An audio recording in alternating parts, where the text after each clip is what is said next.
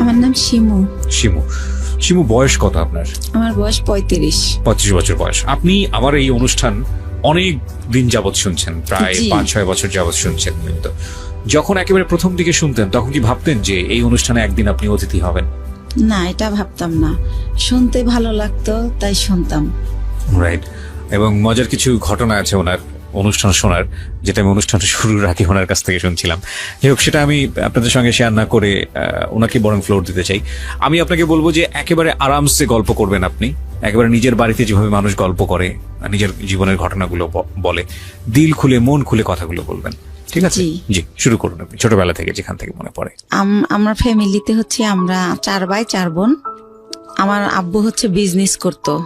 জন্ম জেলা কোথায় আপনার? আমার জন্ম জেলা পিরোজপুর জেলা, মঠবাড়িয়া থানা। আচ্ছা আচ্ছা, ওকে। বাবা বিজনেস করতো ছোটবেলাতে, দেখেছেন আপনি। কয় ভাই বোন আপনারা? আমরা 8 ভাই বোন। আপনার পজিশন? আমার বড় হচ্ছে 2 ভাই 1 বোন। বড় 2 ভাই 1 বোন, আপনি 4 নাম্বার? জি, আমি 4 নাম্বার। আচ্ছা, বলেন। তো ছোটবেলা যেটা দেখতাম যে আব্বু বিজনেসের কারণে খুব একটা বাড়িতে থাকতো না, দেশের বাইরে বাইরে, মানে বাংলাদেশের মধ্যেই জেলায় জেলায় বলতে গেলে, বিশেষ করে একটুখানি ওনার বিজনেসটা বলি। ওই যে কাঠের বিজনেস ছিল, বড় বড় গাছ কেটে মানুষ দিয়ে কাটে আর কি, ওইগুলা টলার ভরে 4-5টা টলার 300 মণি 400 মণি ওইটা ঢাকায় নিয়ে আসা হতো। আচ্ছা। ঢাকায় আসা কাঠপট্টিতে ওটা দিত। আবার যাওয়ার সময় দেখা যেত মুন্সিগঞ্জ থেকে মিষ্টি কুমড়ার সময় মিষ্টি কুমড়া, গোল আলুর সময় গোল আলু, এগুলো আবার নিয়ে যেত আমাদের এলাকায় মঠবাড়িয়াতে। এইটাই ওনার বিজনেস ছিল। তো খুব বেশি বাবাকে কাছে পেতাম না, তো যতটুকু পেতাম বাবা খুব ভালোবাসতো আমাকে। কিন্তু আমি জানি না কেন আমার মাঝে মাঝে মনে হতো যে আমি মনে হয় আমার আম্মুর মেয়ে না। আমার আম্মু আমি স্কুলে যাই সেটা চাইতো না। আমি সকালবেলা মাদ্রাসায় যেতাম পড়তে, আমার খুব ভালো লাগতো। আমার আম্মু সেটাও পছন্দ করতো না। কিন্তু আমার বড় যে ভাই বোন ছিল তারা ঠিকই স্কুলে যেত, পড়াশোনা করতো, তাদের জন্য বাসায় টিচার রেখে দেওয়া হতো। কিন্তু আমার বেলা সেটা হতো না। তো তারপরে আমি কিছু অফ করিনি, আমি সে মাদ্রাসায় যেতাম, আরবি পড়তাম, নামাজ পড়তাম। আমি 7 বছর বয়সের কথা বলতেছি, তখনই আমি নামাজ পড়ি। তারপরে পড়াশোনা করি। আমাদের বাড়িটা একটু বলি, আমার বাড়িটাকে সবাই বলে বড় বাড়ি, মানে খুব বংশীয় একটা পরিবার আমাদের। আমার এক দাদা ছিলেন কারিয়ানা পাস, সেজন্য সবাই বলতো কারি সাহেব ওনাকে, উনি চাচাতো দাদা। আর সে কারণেই আমাদের বাড়িতে একটা মসজিদ আছে।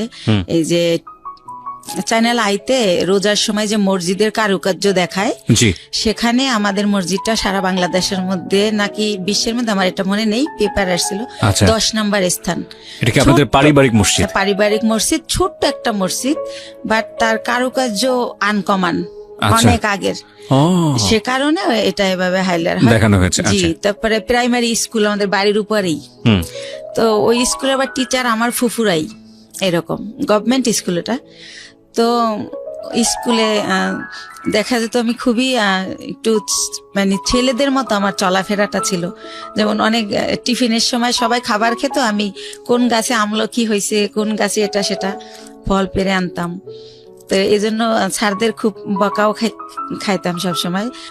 তো যাই হোক, এভাবে কাটে। তো ওই যে বললাম বাবাকে খুব কম পাই। তো একটা কথা মনে পড়ে বাবার, যে সে যখন যাইতো বাড়িতে ঢাকার থেকে, তো ওই কাপড়ের ক্ষতি বলতো তখন, টাকা নেওয়ার জন্য আর কি, ওইটা ভরে টাকা নিয়ে যেত। আচ্ছা। তো এই টাকা আমাদের খাটের উপর ঢালতো, সবাই মিলে গুছাইতো আর কি, সাইজ করতো যে এটা এত নোট, এগুলো দেখতাম। তখন মনে হতো যে আমরা তো অনেক বড় লোক, আমার বাবার এত টাকা, কত টাকা হবে এটা তো বুঝতাম না, ছোট মানুষ আমি। আচ্ছা। তো এরকম। আর আমার বাবা বংশের বড় ছেলে, সেই সুবাদে তারে সবাই বড় মিয়া বলে ডাকে। আচ্ছা। তো সেই সুবাদে আমরাও খুবই সম্মান পাই, বাইরে বের হলে সবাই খুব স্নেহ করে যে বড় মেয়ের মেয়েটা। তো এরকম। তো এর মধ্যে মধ্যে আমি যখন ক্লাস 5-এ, তখন আমার বরাপুর বিয়ে হয়ে যায়। তারপরে হচ্ছে আমি যখন ক্লাস 7-এ পড়ি, তখন একদিন আমি স্কুল থেকে এসে দেখি যে বাসায় কয়েকজন লোক ড্রয়িং রুমে বসা, টুপি টুপি পরা। তখন আমার বড় বোন আমার কাছে একটা পেপারস নিয়ে যায় যে এখানে একটা সই দে। তো আমি বলি, এটা কিসের সই, ওনারা কারা? তো বলে সই দিতে বলছি, সই দিতে তোরা তো কিছু জানি না, লাভ আছে? আমাকে তাদের সামনেও নেয়নি, ঘরেই আমার বোন কাগজটা নিয়ে যায়। তখন আমি সই দেই, কিছুদিন পরে আমি শুনি যে আমার বিয়ে হয়ে গেছে। বিয়ে কি বা পুরো মানে ওই ছেলেটা এখানে আসে নাই, তো কার সাথে বিয়ে হয়েছে কি আমি কিছুই জানতাম না। যেটা হয় এলাকায় এটা ছড়াই যায় যে আমার বিয়ে হয়েছে। স্কুলে গেলে সবাই বলে এই তোর নাকি বিয়ে হয়ে গেছে, তো বিয়ে কি এটাই তো আমি জানি না। Right. তো আমি বলি যে কি বিয়ে হয়ে গেছে, কার সাথে বিয়ে হয়েছে, বিয়ে কেমনে হয়? বরাবর তো দেখছি দুলাভাইয়ের সাথে বিয়ে হয়েছে, তো আমি তো এরকম দেখি নাই কিছু। তো এভাবে বলি, তো একটা সময় আমি আমার আম্মুকে অনেক একটু রাগ করেই বলি যে আমার নাকি বিয়ে দিয়ে দিছো, সবাই বলে এখন আমি আর স্কুলে যেতে পারি না, আমার লজ্জা করে, জিজ্ঞেস করে তোর জামাই কেমন এই সেই। তো আম্মু বলে যে এত কথার দরকার নাই, বিয়ে হয়েছে কিনা সময় হলে বুঝাই বলবো। তখন আপনি কোন ক্লাসে পড়েন? ক্লাস 7-এ উঠছি। ক্লাস 7-এ পড়েন, জি, আচ্ছা। ছোটবেলা। তো এটা আপনাকে কিছুই বলা হয়নি, না, শুধু বলছে এরকম- সিগনেচার করো? এরকম কিছুই হয় না, শুধু সিগনেচার। ধর্মীয় বিধান মতে এটা বিয়ে না, মানে আপনারা যদি বিয়েটাকে যদি আপনারা ধর্মীয় বিধানের জায়গা থেকে বলেন, আমাদের ধর্ম অনুসারে এটা বিয়ে হয়নি। এটা আমি ক্ষুদ্র জ্ঞানে বলছি, কিন্তু এটার মধ্যে যদি কোনো সীমাবদ্ধতা থাকে সেটার জন্য আমি ক্ষমা চেয়ে নিচ্ছি। বিশেষ করে এটার ব্যাপারে ভালো বলতে পারবেন যারা ইসলামী স্কলার তারা। আর রিলিজিয়নের জায়গার বাইরে এসে যদি আমরা লিগ্যাল জায়গা থেকে বলি তাহলে এটা একটা মারাত্মক রকমের অন্যায়, এবং লিগ্যাল জায়গা থেকে তো এটা বিয়ে হওয়ার প্রশ্নই ওঠে না।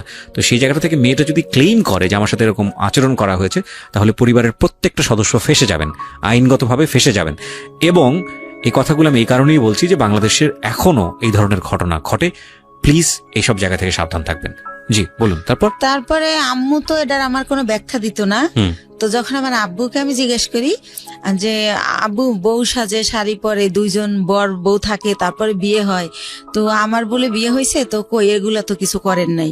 তখন আব্বু বলে যে নাবালক যদি হয় মেয়ে, সেই ক্ষেত্রে গার্জিয়ানরাই সব, আর তুমি তো আচ্ছা। নাবালক, সেজন্য তোমার এগুলো হয়নি, বড় হও তখন এরকম ভাবে আবার অনুষ্ঠান করবো আমরা। আচ্ছা, তো এতটুকুই জানা হয়। তো এর মধ্যে কি হয় যে আমি যখন ক্লাস 8-এ, তখন ওই লোকের আর কি ভাই হচ্ছে চেল্লায় আসে ঢাকাতে, তো আসলে আমাকে নিয়ে যাবে ওদের দেশে। তখন যখন কোন লোকের ভাই এটা?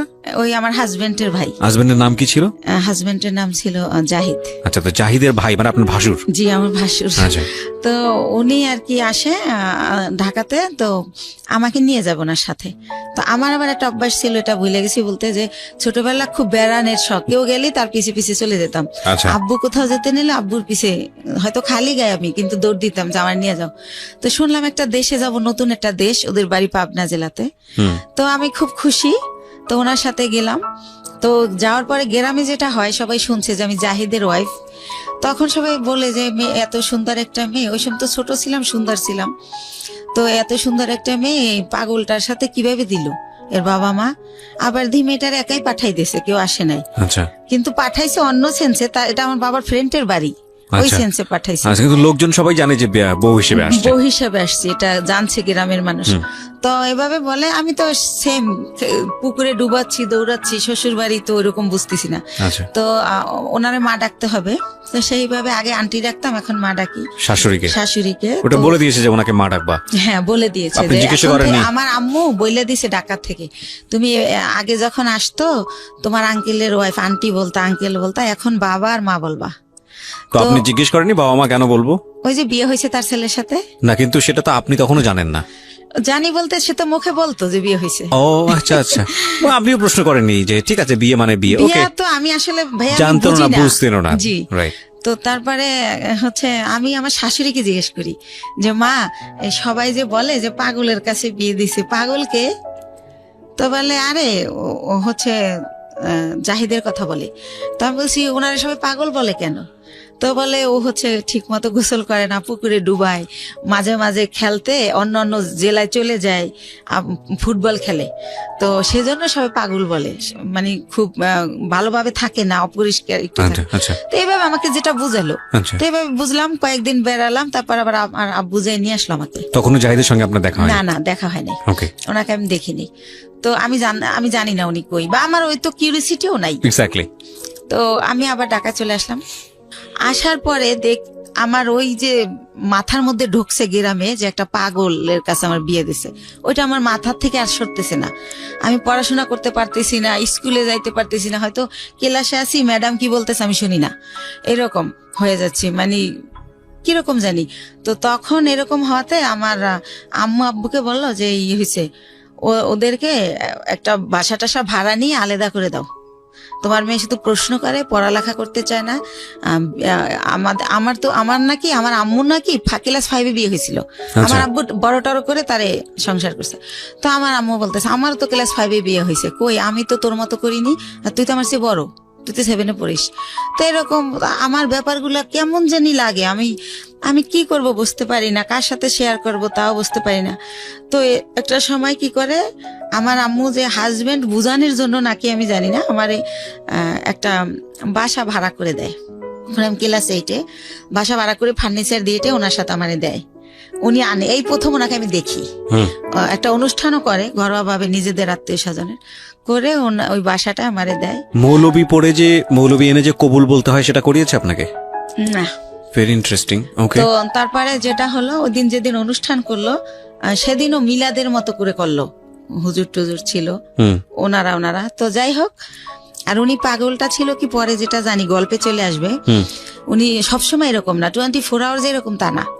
তো উনি সকালে, আমি তো আম্মু বলছে সকালে রান্না করতে, তো রান্না করতে পারি না, তাও ডাল চাল মিলে একটু খিচুড়ির মতো করলাম। তো উনি খেয়ে অফিসে চলে গেল ওই গার্মেন্টসে।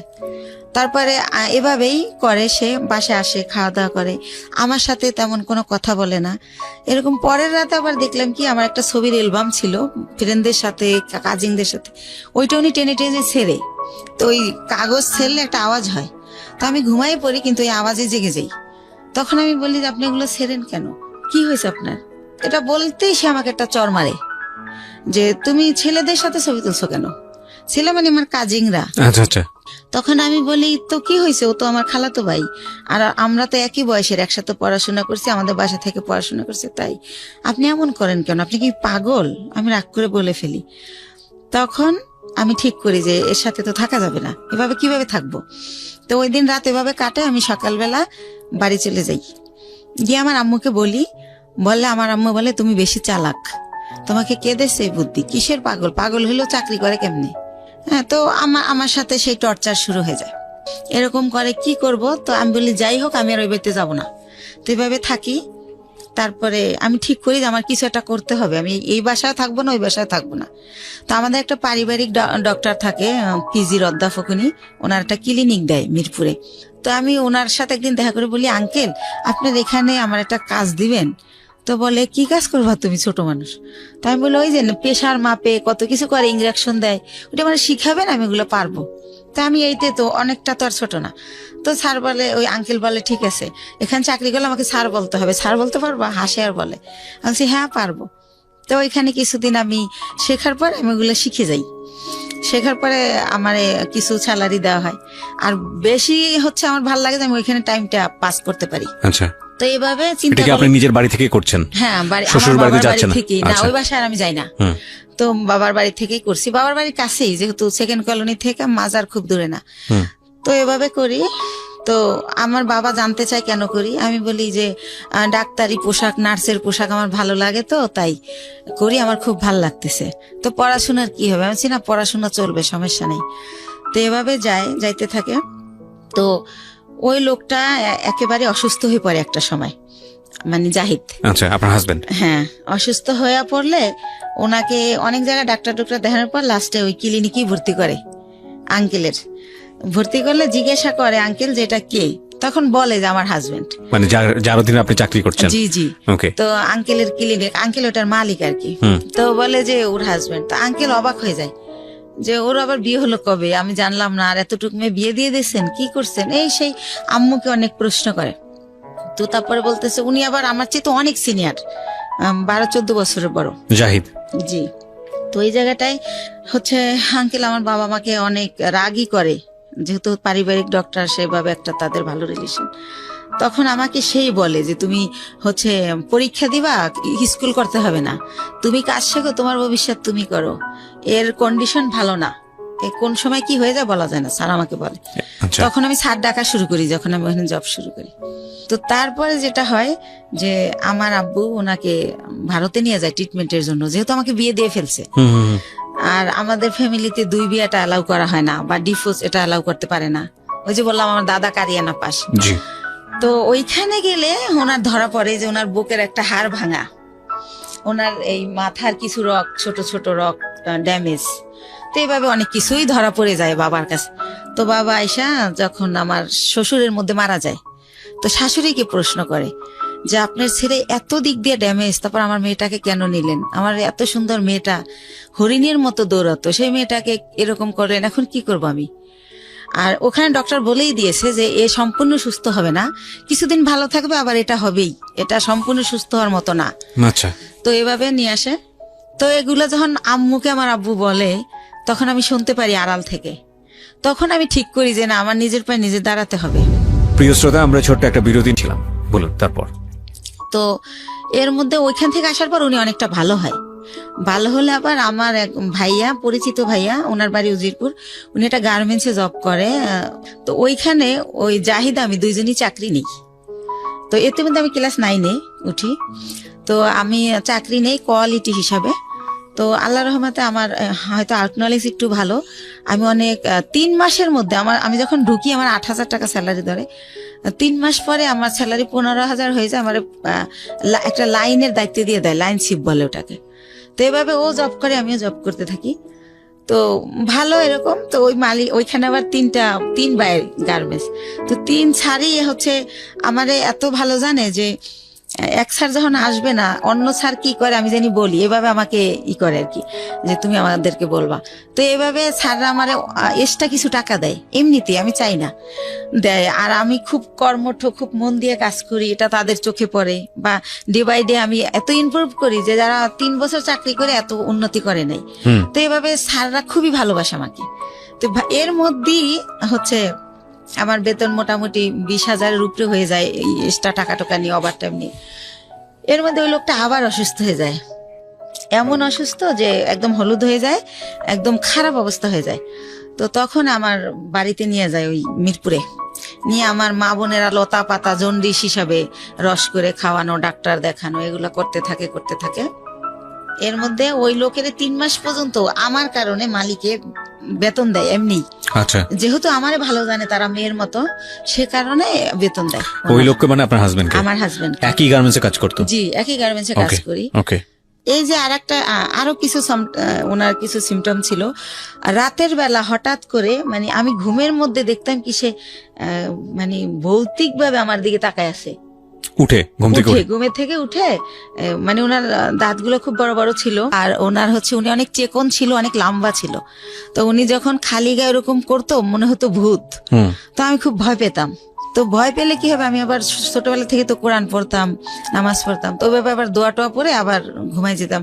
যেহেতু আমার অফিসটা ছিল সকাল 8টা থেকে রাতের 10টা পর্যন্ত, তো অনেক হার্ডওয়ার্ক করা হতো, রাতে খুব ক্লান্ত থাকতাম। তো আমি আর কেউ বলা বন্ধ করে দিলাম, কারণ ফার্স্ট দিকে যখন এর কথা বলতাম কেউই তো অ্যালাউ করতেছে না, আমাকে কেউ বুঝতেই আসে না। তো যাই হোক, এভাবে হয়। আমার হচ্ছে এভাবে চাকরি করতে করতে 2001 সালে আমি হচ্ছে 2000-এর শেষের দিকে আমি কনসেপ্ট করি, অফিসে মাথা ঘুরে পড়ে যাই। তখন আমারে হচ্ছে পরীক্ষা নিরীক্ষা করে ডাক্তারের কাছে নিয়ে দেখে যে আমার বাচ্চা পেটে। জি। তো বাচ্চা পেটে দেখলেও আমি অসুস্থ, ওষুধ খাচ্ছি, রেস্ট, যখন মাথা ঘুরে যায় নামাজের রুমে রেস্ট নিচ্ছি, যেহেতু স্যাররা আমার ভালো জানে। তো সেভাবে আমি আমার জবটা চালিয়ে যাই। তো যখন 6 মাস হয়ে যায়, তখন আমি আর পারি না, নিজের সাথে আর যুদ্ধ করতে পারি না, তখন আমি জবটা ছেড়ে দেই। তো এর মধ্যে আমার মোটামুটি বেশ কিছু টাকা সঞ্চয় হয়ে যায়। তো জবটা ছেড়ে দেওয়ার পর আমার বেবিটা যখন হয় 2001 সালের মানে জানুয়ারি মাসের 31 তারিখ রাত 12:30টায় হয় আমার ছেলেটা। সেখানেও বলি, আমাকে যখন একটা প্রাইভেট ক্লিনিকে নেয়, অন্য লোকে নেয়, আমার হাজবেন্ড নেয় না। আর আমি যে প্রেগনেন্ট, এই সময়টা আমার মার আমাকে একটু সময় দেওয়া উচিত, আমার কাছে থাকা উচিত, কিন্তু আমার মা সেটা করে না। তো সে কারণে আমি ওই ভাড়া বাসায় থাকি, মার কাছে আর থাকি না। তো আমি যখন আমারে অন্য মানে ভাড়াটিয়ারা নিয়ে যায় একটা ক্লিনিকে, সেখান থেকে আমার অবস্থা খারাপ দেখে, যেহেতু আমার বয়স কম, সেজন্য আমার অবস্থা খারাপ হয়ে যায়, বা আমার খাওয়া দাওয়া হয় না ভালো। তো আমার ঢাকা মেডিকেল নিলে তখন ডক্টররা বলে যে ইমিডিয়েটলি সিজার করতে হবে, না হলে বাচ্চা মা কাউকে বাঁচানো যাবে না। তো সিজার করবে, হাজবেন্ডের সিগনেচার লাগবে। এখন হাজবেন্ড কোথায়? তখন উনি আবার ওই অসুস্থ থেকে সুস্থ হয়ে মোটামুটি অফিস আবার যায়, ওই কোম্পানি আবার অফিসটা পুরান ঢাকায় নিয়ে যায়, সেখানে উনি জব করে। তো ওনাকে বারবার বলা হয় যে আপনি আসেন, আপনি সিগনেচার ছাড়া অপারেশন হবে না। বলে কেউ একজন দিয়ে দিলি হয়, আমি যাব না, সে আর যাই না। তো এক পর্যায়ে আমার যে এক ভাইয়া, ওই যে বললাম যে আগে জব করতাম একসাথে, ওই ভাইয়াটা হাজবেন্ডের জায়গায় সিগনেচার করে। তো আমার সিজারে আমার ছেলেটা হয়, আপনার ছবি দেখাবো না, আমি নিয়ে আসছি মাশাল্লাহ। জি। তো আমার ছেলেটা ডক্টর হচ্ছে এভাবে পা ধরে ঝুলায় বেডে গিয়া, যখন আমার বেডে দেওয়া হয়, আমার যখন সেন্স ফেরে, তখন বলে যে আপনার ছেলেটা অনেক মেধাবী হবে, আমি এত বছর এই জবে আছি, এরকম খুবই কিউট, খুবই স্বাস্থ্যসম্মত হয় বেবিটা, তো ওরে ডাক্তারি পড়াবেন, আমার রিকোয়েস্ট রইলো, এভাবে বলে কথা বলতে বলতে। তো হসপিটালে আমি 10 দিন থাকি, ওখানে রাখা হয় 7 দিন, কিন্তু যেহেতু আমি ছোট, তার মধ্যে সিজার হয়, এই জন্য 10 দিন রাখে। তো এর মধ্যে কি হয়, আমার মা যেদিন আমার সিজার হয় তার পরের দিন আমার মার বাসার একটা কাজের মেয়েকে পাঠিয়ে দেয়, কিন্তু আমার মা যায় না। তো কাজের মেয়েকে জিজ্ঞেস করি, লাখি আম্মু আসলো না? বলে যে তার শরীর ভালো না, জ্বর। তো লাখি আমার সাথে থাকে হসপিটালে। আচ্ছা। আর একটা বুয়া, বাচ্চার বয়স কত? না আমার বাচ্চা তো মাত্র হলো, আমি হসপিটালে। ওকে, ঠিক আছে। তো আমার হসপিটালে তো একটা, আমি তো সিজারের, আমি তো বাচ্চার কিছু করতে পারবো না, সেজন্য এই খবর পেয়ে আমার মা লাখিকে পাঠায়, কিন্তু মা যায় না। তো 10 দিন পর আমার এই লাখি সহই আমার বাড়িতে নিয়ে যায়, আমার বাসায় নিয়ে যায়। তারপর আমার মা দেখতে আসে আমাকে। তখন আমি অনেক কান্না করে জিজ্ঞেস করি যে মা, তুমি কি সত্যি আমার মা? আমি হসপিটালে রইলাম, এত কষ্ট করলাম, তুমি আমার দেখতে আসলা না, এখন আসছো কেন? কয় আয়সা কি অন্যায় করে ফেলছি, একটু পরেই চলে যাব, আসছি তোমার বাচ্চার চুল কামাইতে হবে তাই। তো আমি তো বুঝি না চুল কামাইতে হয় বা কিছু একটা। তো উনি আমার বাচ্চার চুল কামায়, ওই দিন থাকে, তারপরের দিন আবার চলে যায়। তো এর মধ্যে আমার ওই যে ভাইয়াটা যে সিগনেচার দিছিল, সে ভাইয়াটা আমার বেবিটাকে দেখতে আসে। আসার পরে আমি ওনার সাথে শেয়ার করি যে ভাইয়া, আমি তো এখন জব করতে পারবো না, জব করলে আমার বাচ্চা কার কাছে রাখবো? তাহলে আমার তো কিছু টাকা আছে, আপনি কি আমার টাকাটা নিয়ে কোনো ব্যবসা করতে পারেন, এরকম যে আপনিও ব্যবসাটা করলেন, আমারে কিছু দিলেন যাতে আমি চলতে পারি বাচ্চা নিয়ে। তো উনি আমার সবই জানে, আমার কষ্টের কথা। তো বলে আচ্ছা দেখা যাক কি করা যায়। তো উনি আবার 1 সপ্তাহ পরে আইসা বলে, শিমু একটা ব্যবসা খুঁজে বের করছি। কি? এক্সেসরিজ ব্যবসা, গার্মেন্টসের মাল কিনে আমরা গার্মেন্টসে দিব। তো আমি তো বুঝি না এক্সেসরিজটা। তো উনি আমার বুঝাই বলে যে পলিথিন, কার্টন, লেবেল, হ্যান্ডটেক, এইসব। তো কত টাকা লাগবে ভাইয়া? তো বলে তোর কাছে কত টাকা আছে সেটা বল। তাই আমি বলি আমার কাছে মনে হয় 60-70 হাজার টাকা আছে, এটা হবে? তো বলে যে হ্যাঁ, এটা দিয়েই শুরু করি, প্রথম দেখি কি হয়। তো আল্লাহ রহমতে উনি শুরু করলে প্রায় আমার খরচও চালায়। এরপরে উনি 6 মাস পরে বলে যে প্রায় আমাদের পুঁজি হয়ে গেছে 3 লাখ টাকার মতো 6 মাসের মধ্যে। তো অনেক ভালো লাভ। তো তখন বলে যে আরো টাকা ইনভেস্ট করলে ভালো হতো। তো আমার বাবার দেওয়া কিছু গয়না থাকে আমার, সেই গয়নাগুলো আমি বিক্রি করে আরো টাকা ওইখানে ঢুকাই। তো এরকম করতে করতে আমার বাচ্চাটা, মানে আমার ছেলেটার বয়স হয়ে যায় 2 বছর। 2 বছর, ওকে। 2 বছর হয়ে যায়। তো আল্লাহর রহমতে ভালোই আছি, ভালোই চলতেছি, ব্যবসা খুব ভালো হচ্ছে। তো এভাবে তো আমি বলি যে ভাইয়া এখন একটা অফিস নেন, তাহলে আরো ভালো হবে। তো ভাইয়া কি করে, একটা আরামবাগে ছোট একটা অফিস ভাড়া নেয়, কার্ড ছাপায়, ভিজিটিং কার্ড, কোম্পানির একটা নাম দেয়, স্বদেশ ইন্টারন্যাশনাল, তো এইভাবে একটা নাম দিই আমরা। তো তারপরে যেটা হয় যে ব্যবসা কি হয়, যে টাকা যায় তার চেয়ে আমরা 3 ডবল মাল বাকি আনা যায়। ধরেন 1 লাখ দিয়ে 3 লাখ টাকার মাল বাকি আনা যায়। এভাবে আমরা আবার কোম্পানির মাল দেই। এভাবে করতে করতে আল্লাহর রহমতে আমাদের পুঁজি প্রায় 30-40 লক্ষ টাকা হয়ে যায়। যেহেতু আমরা কম পুঁজি খাটাই ভালো ব্যবসা করতেছি, যেহেতু আমাদের লেনদেন ভালো, এর মধ্যে আমাদের 3টা কর্মচারী নিয়ে নেয় ভাইয়া, একটার নাম স্বপন, একটা বাপ্পি, আর একটা রেজা। তো এভাবে ভালো ব্যবসা চলতেছে। তো আমার ছেলেটা 2 বছর যখন হয়, ও একা একা পেন্সিল খাতা দিয়ে বসাই দিয়ে খেলতে দেখি যে ও সরোয়া লিখে ফেলে। এভাবে তো দেখি যে আব্বু এরকম করো, তো লেখে।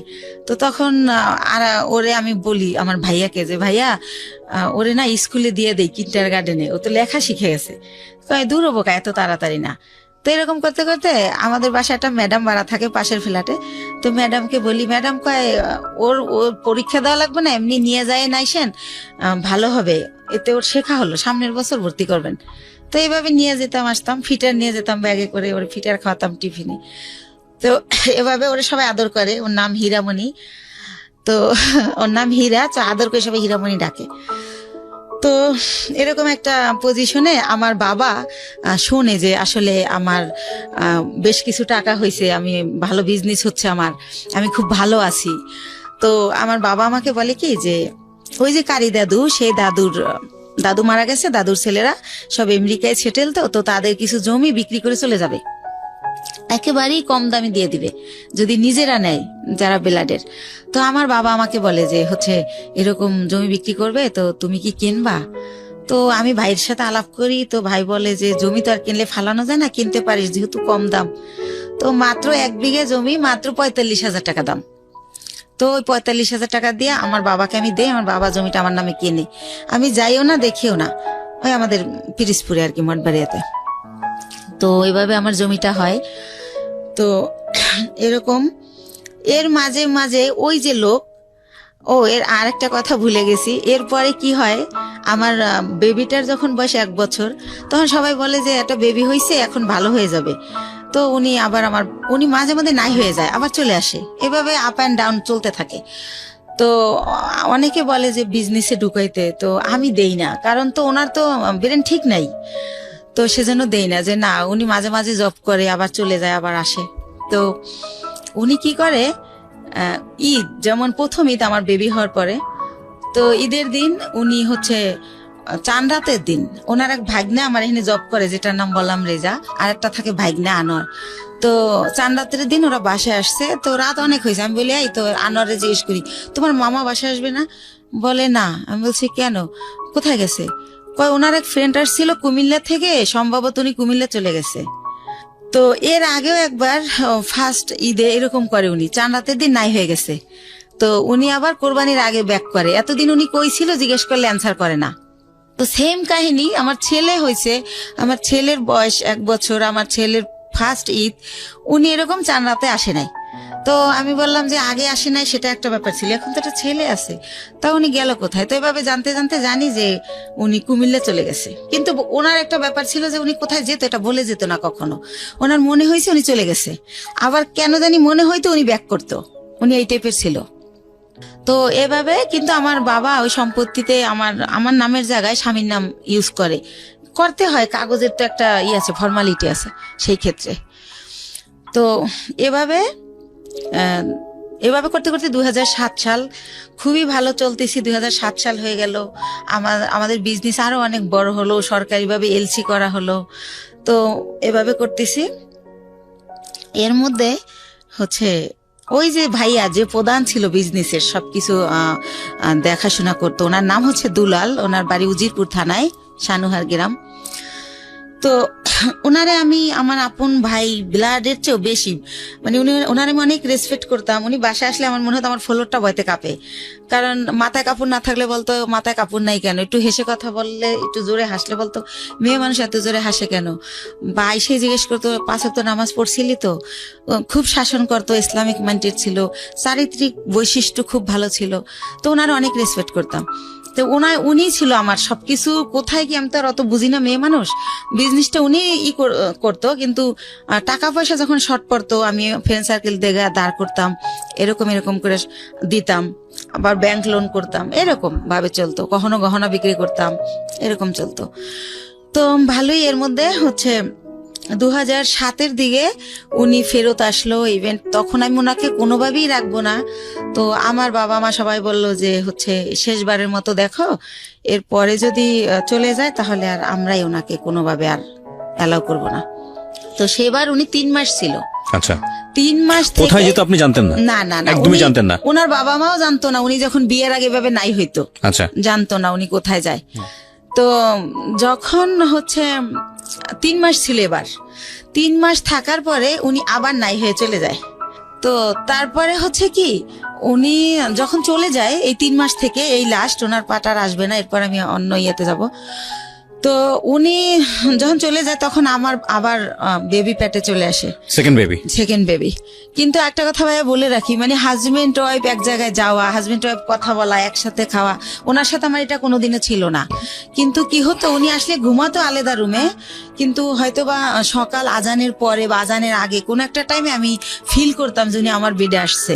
মানে হঠাৎ করে আচমকা শারীরিক সম্পর্ক? হ্যাঁ, হঠাৎ করে আসতো, উনি আমার সাথে ঘুমাতো না, আসতো, আমি টের পাইতাম। অনেক সময় আমি এমনও হয়েছে যে ওনাকে আমি মেরেছি। হঠাৎ করে তুমি কেন আসলে?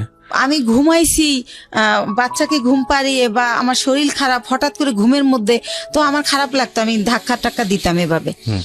তো এভাবে উনি ওনার সাথে আমার রিলেশনটা শারীরিক যেটা বলেন এতটুকুই ছিল, এর বাইরে কিছু ছিল না।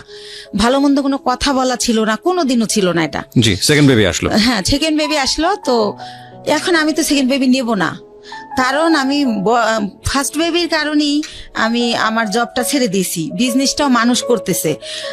সেই ফার্স্ট বেবিরে আমি স্কুলে নিয়ে যাচ্ছি, আনতেছি, ওরে গান আবৃত্তি অভিনয় শিখাচ্ছি, বিভিন্ন সাবজেক্টে দিচ্ছি যে ও ভালো কিছু করবে। ও ছোটবেলা থেকে একা একা আসিফের গান করে 3 বছর বয়সে, তখন আর আমি 4 বছর বয়সে গানের স্কুলে দিয়ে দিই, গ্যান্ডারিয়া কিশালয় কচিকাচার মেলা, খুব ভালো একটা স্কুল ওটা, সাংস্কৃতিক।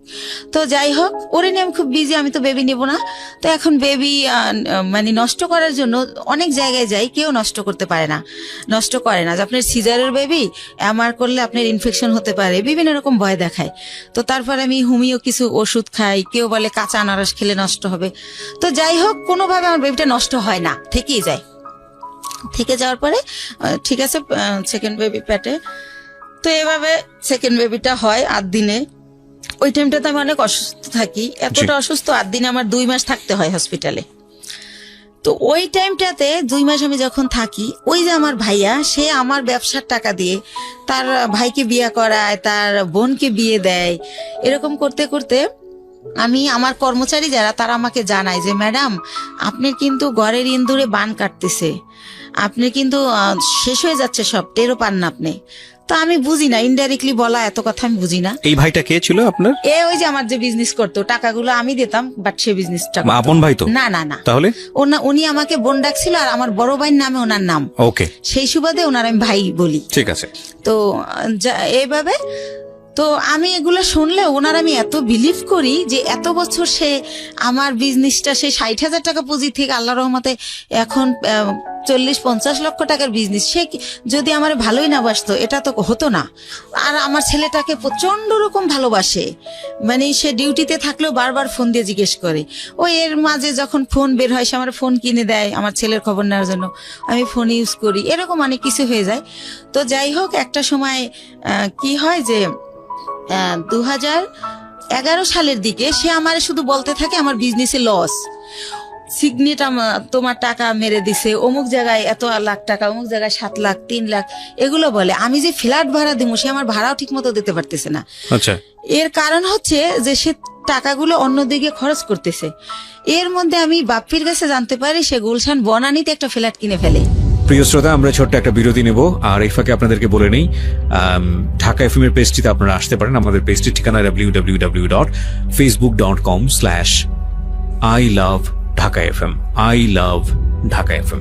প্লিজ পেজটিতে লাইক দিয়ে কানেক্টেড থাকবেন। ওকে, ছোট্ট একটা বিরতি। আমি ছিলাম, বলুন তারপর। আমার যত টাকা থাকে ওটা দিয়ে উনি ফ্ল্যাট কিনে ফেলার কারণে আমার ব্যবসার পুঁজি শেষ হয়ে যায়, কিন্তু উনি আমার সেটা বলে না। তো এর মধ্যে বাপ্পি যখন বলে, ওনার আমি যখন জিজ্ঞেস করি যে ভাই, ওনার আমি ভাই বলেই ডাকতাম, আর উনি আমার ভাই ভাইকেই কথা বলতো। তো ভাই, একটা সত্যি কথা বলবেন, একজনকে শুনলাম আপনি নাকি আমাদের জন্য একটা ফ্ল্যাট কিনছেন। আমি আমাদের জন্য বলি, আমি উনি কিনছে ওটা বলি না, আমাদের জন্য একটা ফ্ল্যাট কিনছেন। তখন হাসে আর কয়, এই গুলশান একটা ফ্ল্যাটের দাম জানিস? কিসের ফ্ল্যাট কিনছি গুলশানে? তুই ভুল শুনছিস। তো এর মধ্যে আবার সে আমার একটা সান্ত্বনা দিল যে রিভার ভিউতে 6 শতক জমি কিনছি তোর আর আমার নামে। হয়তো ওইটা কেউ শুনছে, বাপ্পিরে বলছিলাম, মনে হয় বাপ্পি তোরে ওইটা উল্টাভাবে বলছে। তো আমি ভাইয়ের কথাই বিশ্বাস করলাম, বাপ্পির কথা আর বিশ্বাস করলাম না। বাপ্পি আমাদের শুরু থেকেই কর্মচারী। তো যাই হোক, এভাবে 12 সালে দেখি যে আমার হচ্ছে মানে এমন অবস্থা হয়ে যাচ্ছে, সে 2-3 মাসের ভাড়া একসাথে দিচ্ছে। তারপরে সে হঠাৎ করে বলল যে আমি একটু দেশে যাব, আমার বাড়িতে একটু কাজ আছে, জমি জমার ব্যাপারে আমি 2 দিনের পর চলে আসব। সে বাড়ি গিয়ে 22 দিন হয়ে গেছে যখন সে আসে না। আর আমি ফোন দিলি বলে এই তো ভাই কাইলে আসবো, পরশু আসবো, এরকম করে। এদিকে কর্মচারীরা বলে যে যাদের থেকে আমরা মাল বাকি আনি ওরা টাকার জন্য তাগেদা দিচ্ছে, আবার আমরা যেখানে টাকা পাবো সেখানে ওরা গেলে টাকা দিচ্ছে না, যে টাকা তো দেবো দুলালের কাছে। তো এভাবে আমি একদিন অনেক কান্নাকাটি করি, ভাই আপনি আসেন না কেন, এরকম এরকম অনেক কিছু বলি। এর মাঝে আমাদের ডিএসএস একটা অফিস নেয়, ওই অফিসটা ছেড়ে আরামবাগেরটা। তো আরামবাগেরটা আমি চিনতাম, ডিএসএস এর অফিসে আমি কোনোদিন আসি নাই, কারণ যেহেতু ছেলেদের কাজ কারবার সবাই পুরুষ মানুষ, ভাই চাইতো না যে আমি আসি, তো আমি আসতাম না। তো আমি অনেক কান্নাকাটি করি যে ভাই আমার কি সবকিছু শেষ হয়ে গেল, আমার স্বামী দিয়ে আমি সুখ পাইলাম না, আমি চিন্তা করছিলাম আমার ছেলেটাকে আমি মানুষ করব, আপনি তো সবই জানেন আমার জীবনের, এখন আপনি কোথায় গিয়ে লুকাই রয়েছেন, আমার কি হবে এখন, আমি কোথায় যে দাঁড়াবো। জি। তো এভাবে অনেক কান্নাকাটি করার পরে বলে কি যে আচ্ছা ঠিক আছে আমি 2 দিন পর আসতেছি। এরকম করতে করতে সে 1 মাস থাকে। 1 মাস থাকার পর আমি জানতে পারি যে সে বিয়ে করছে দেশে, সেজন্য সে আসে না। তো সে 1 মাস পরে সে বউ নিয়ে এসে ওই গুলশান ফ্ল্যাট কমপ্লিট হয় নাই দেখে সে লেট করতেছিল বাড়িতে। তো যখন সে নিউজ পায় যে ফ্ল্যাট কমপ্লিট, তখন সে বউ নিয়ে ওই ফ্ল্যাটে ওঠে। কিন্তু টাকা কিন্তু তার একটা পয়সাও ছিল না, টোটাল টাকাই কিন্তু আমার ছিল। জি। সে ওঠার পরে আমি ওইটাও বাপ্পির কাছে জানি। আমি যখন জিজ্ঞেস করি ভাই আপনি কোথায় উঠছেন, সে আইসা বলে যে আমি তো এরকম আমারে বলে যে আমি তো বিয়ে করছি, বউ নিয়ে কি তোর বাসায় উঠবো না চম্পার বাসায় উঠবো, তার বোনের নাম বলে। এই চম্পাকেও সে বিয়ে দেয় আমার অর্থ দিয়েই, এটা আমি পারমিশনই দিছিলাম, কিন্তু সে যত টাকা খরচ করছে অত টাকা খরচ করতে আমি বলছিলাম না। তো যাই হোক, আমি বলি যে না আমাদের বাসা আপনার বউ নিয়ে উঠবেন কেন, এটা কেমন দেখা যাবে, আপনি চম্পার বাসায় ওঠেন। কারণ তার প্রতি তো এর মধ্যে আমি বিরক্তি, সে আমার সাথে যা করতেছে ঠিক করতেছে না। তো পরে আমি জানতে পারি যে সে আসলে নিজের ফ্ল্যাটই ওঠে। তো ওঠার পরে আমি তখন তারে বলতে থাকি যে ভাই আমি আপনি যে 1 মাস ছিলেন না, আমি অনেক টাকা লোন করছি, এটা দিতে হবে, আপনি আমার তাড়াতাড়ি টাকা দেন। আমি টাকার জন্য তার খালি প্রেশার ক্রিয়েট করতে থাকি যে আমার কত টাকা আছে, আমার হিসাবটা দেন। তো আরেকটা কথা বলে রাখি, সে আমার একটাবার বলে কি ডিএসএস অফিস নেওয়ার আগে যে 20 লক্ষ টাকা না দেখাইলে গভর্নমেন্ট আমাদের এলসি করতে দিবে না। তো সেই ক্ষেত্রে আমাদের তো এখন 20 লক্ষ টাকা নাই ব্যাংকে, মনে হয় 10 লাখ টাকার মতো আছে। তো ব্যাংক এশিয়াতে চম্পার একটা অ্যাকাউন্ট আছে, ওর 10 লাখ টাকা আছে। তো আমাদের টাকাটা ওর অ্যাকাউন্টে ওরে দিয়ে জমা দেওয়াই, তাহলে 20 লাখ টাকা দেখাইলে আমাদের এলসি দেবে, তাহলে আমাদের ব্যবসাটা অনেক বড় হবে, আমাদের খুব রিসেন্টলি তোদের আমি ঢাকায় ফ্ল্যাট কিনে দেবো, এইভাবে বলে। তো বলার পরে আমি আমার নামে থাকে ওই যে 10 লাখ টাকা থাকে ওটা আমার নামে থাকে। তো ওইটা আমি উঠাই দেই, দিলে ওইটা উনি চম্পার অ্যাকাউন্টে দেয়, উনিও হয়তো শুনবে এটা। তো দেওয়ার পরে দেখেন আমার টাকাটা চম্পার হয়ে গেল। তো সেভাবে এক এক করে আমার সবকিছু এরা দখল করে নিছে। তো এর মধ্যে আমার ছেলেটা তো মাশাআল্লাহ বড় হয়। তো এর আগে আরেকটা কথা ফেলাই যায়, 2009 সালে আমার ছেলে একটা মুক্তিযুদ্ধের গানের উপর নাচ করে বৈশাখী টিভিতে। ওইটা দেখার পরে ওরে অনেক চ্যানেল থেকে ডাকে। তো তারপরে আমি ওরা অনেক কিছুতে ভর্তি করি। তারপরে হচ্ছে ও 2009 শেষের দিকে বাংলাদেশ টেলিভিশনে একের পর এক প্রোগ্রাম করে। তো এই যে আমার টানাপোড়ের কারণে, আমি ছেলেকে নিয়ে দৌড়ানোর কারণে, আর আমার তো বিশ্বাস ছিল যে ভাই আমার সাথে বিশ্বাসঘাতকতা করবে না।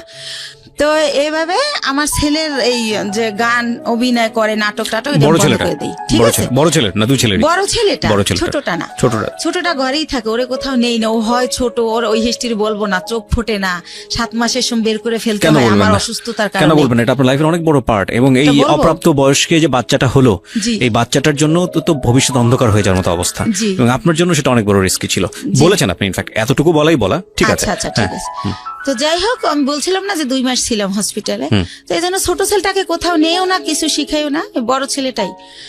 তো এর মধ্যে হচ্ছে যেটা হয় যে আমি এখন 2 ছেলে নিয়ে কি করব। এর মধ্যে 8 সালের পরে আমার স্বামীর সাথে টোটালি আমার আর মানে কোনো খোঁজ কেউ দিতে চাইলে আমি নেই না, বা আমি এমন জায়গায় বাসা ভাড়া নেই যে সে জানি নাচে নেই, কারণ তার যে সিমটম এগুলো যেন আমার ছেলেরা না দেখে। আমার ছেলেরা জানি ভালোভাবে মানুষ হয়, আমি ওদেরকে মানুষ করব। তো এইভাবে যখন আমাকে নিঃস্ব করে দেওয়া হয়, দুলাল ভাই সবকিছুই সে আমাকে দেবে বললে নিখোঁজ হয়ে যায়। কিছুই দেয় না আপনার last বিজনেস পর্যন্ত। সমস্তটুকু নিয়ে সে নিখোঁজ। একদম নিখোঁজ। সবকিছু যখন নেওয়া শেষ, যতদিন বাকি ছিল ততদিন আমাকে আশা দিত যে এই তো সামনের মাসে তোরে 7 লাখ টাকা দিতেছি, এভাবে আশা দিত, তা 3 লাখ টাকা দিতেছি। পরবর্তীতে আর আমার কিছুই দেয় না, সে নাই হয়ে যায়। তো তখন আমি মেন্টালি এতটা ডিজাস্টেড হয়ে যাই, আমি পাগল হয়ে যাই টোটালি। আমি রাস্তায় রাস্তায় শুধু শুধু হাঁটি। আমি সেই গ্যান্ডারের থেকে বুদ্ধিজীবী শহীদ মিনার যে 34 মাস দুপুরবেলা রোদ্রে আকাশের দিক তাকায় কান্না করি আর আল্লাহর সাথে কথা বলি, আকাশের সাথে কথা বলি যে আল্লাহ তুমি বিচার করো, আল্লাহ আমার অপরাধটা কি, আমার বাবা মামার দিকে তাকাইলো না, আমি অনেক কষ্ট করে একটা বিজনেস করলাম, একজনের বিশ্বাস করলাম, সে এটা করলো, আমার স্বামী এটা করলো, আমার অপরাধটা কি, মানে এটা আমি কারে জিজ্ঞেস করবো পাই না। তো আমি আকাশের কাছে জিজ্ঞেস করি, আকাশের দিক তাকাই তাকাই কান্না করি আর বলি। তো এই টাইমটাতে আমি ভাইয়া 3টা মাস আমি শুধু ওর স্যালাইন খেয়ে বেঁচে থাকি। মানে যখন দেখি আমি আর পারি না তখন একটা স্যালাইন গুলাই আর খাই। আমার ব্যাগে সবসময় পানি থাকে 1/2 লিটার আর স্যালাইন থাকে 4-5টা। তো এভাবে আমি 3টা মাস, আমার মনে আছে, আমি ভাতের আহার গেলতে পারি না। আমার কি হলো, আমার কি হবে, আমি নিঃস্ব হয়ে গেলাম। দুলাল ভাইরে আর আমি খুঁজে পাই না কোনোভাবে, সে নাম্বার চেঞ্জ করে ফেলে। তো যাই হোক, তার বাড়ি ঠিকানা জানতাম, কিন্তু বাড়ি যাই আমি কি করব, কাকে বলবো এটা, সে তো বাড়িতে যায় নাই। তো যাই হোক, এভাবে গেল এই পাঠ। তো তখন আমার তো এই বাচ্চা দুটাকে কিছু করে খাওয়াতে হবে ভাইয়া। তো তখন আমি আমার চিন্তা করলাম, আমি এর আগে ওই যে বড় জমিটা যে কিনলাম তার পরপরই আবার একটা ছোট জমি কিনি, 5 কাঠার জমি। এটাও আমার এক চাচার থেকে কেনা। তো আমি চিন্তা করলাম যে এই 5 কাঠা জমি বিক্রি করে আমি কিছু একটা করি। তো তখন ওই 5 কাঠা জমি আমি বিক্রি করব। এখন আমি যাকেই ঠিক করি, যেই আমাকে জমিটা কিনবে, যে জমিটা অ্যাডভান্স করতে যায়, তাকে আমার বোন থেরেট দেয়, বড় বোন, যে ওই জমি কিনলে তোর পা ভাঙা হাতও ভেঙে ফেলবো। লাস্ট পর্যন্ত আমার সৎ কাকা কিনবে, কালকে আমাকে 1 লাখ টাকা দিবে। আজ রাত 12টার সময় আমার কাকার নামে একটা মিথ্যা মামলা দিয়ে তাকে অ্যারেস্ট করানো হয়। তো এটা কেন করানো হয় আমি কোনোভাবে জানতে পারি না। তো একজনের কাছে জিজ্ঞেস করি, আমার বাবা মার কাছে জিজ্ঞেস করলে তারাও বলে না, তারা বলে আমরা জানি না। তো তখন শুনতে পারি যে জমি আমার বোন কিনবে, বাইরে বেচতে দেবে না সেজন্য। তো তখন আমি বাধ্য হয়ে আমার মাকে বলাই যে তাহলে বরাপারে বলো আমার জমিটা কিনতে। তো এর মধ্যে আমি শর্টকাট খুলে একটুখানি বলি, আমার বড় দুলাভাই বাংলাদেশের 20 জন ধনীর একজন, উনি বিশাল বড় লোক। তারপরে আমার ইমিডিয়েট যে ছোট, সে সৌদি আরবে বিজনেস করছে 25 বছরের মতো, সে অনেক ভালো অবস্থায়। তো এরাও কিন্তু বড় লোক। তো আমার সেজো ভাইটাও মালয়েশিয়াতে ইঞ্জিনিয়ারিং পোস্টে গেছে, উনি, সেও অনেক টাকার মালিক, আল্লাহর রহমতে অনেক ভালো পজিশন তার।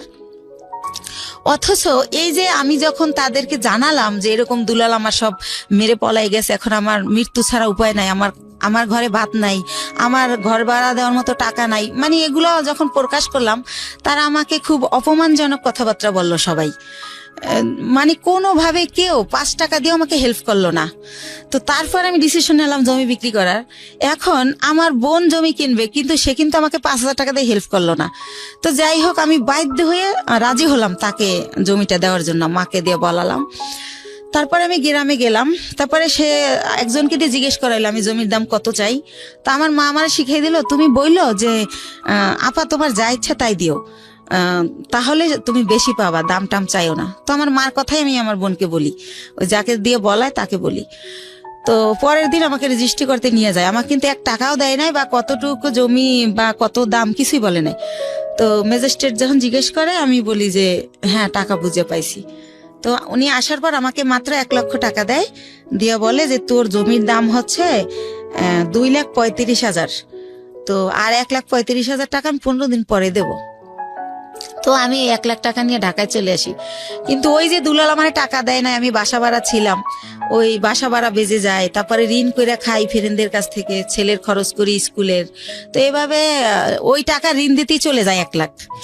তো তখন আমি ব্যবসা আবার কিভাবে করব? তখন আমি আবার আমার বোনকে বলি, বলতে বলতে আমার মা বলে যে তুমি বাড়িতে আসো, আবার যাই।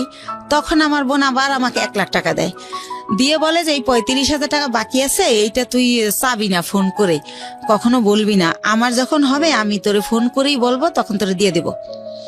আচ্ছা ঠিক আছে। তো ভাইয়া, আল্লাহ যার উপরে নারাজ হয় তার হয়তো সব দিক দিয়েই হয়। তো তখন উনি 1 লাখ টাকা দেয়, ওই টাকাটাই না আমি ইন্ডিয়ায় ব্যবসা শুরু করি। তো ব্যবসা শুরু করি ইন্ডিয়ার কসমেটিকের ব্যবসা। কয়েকজন আপার সাথে পরিচয় হয়, তাদের সাথে যাতায়াত করি, এভাবে চলতেছি।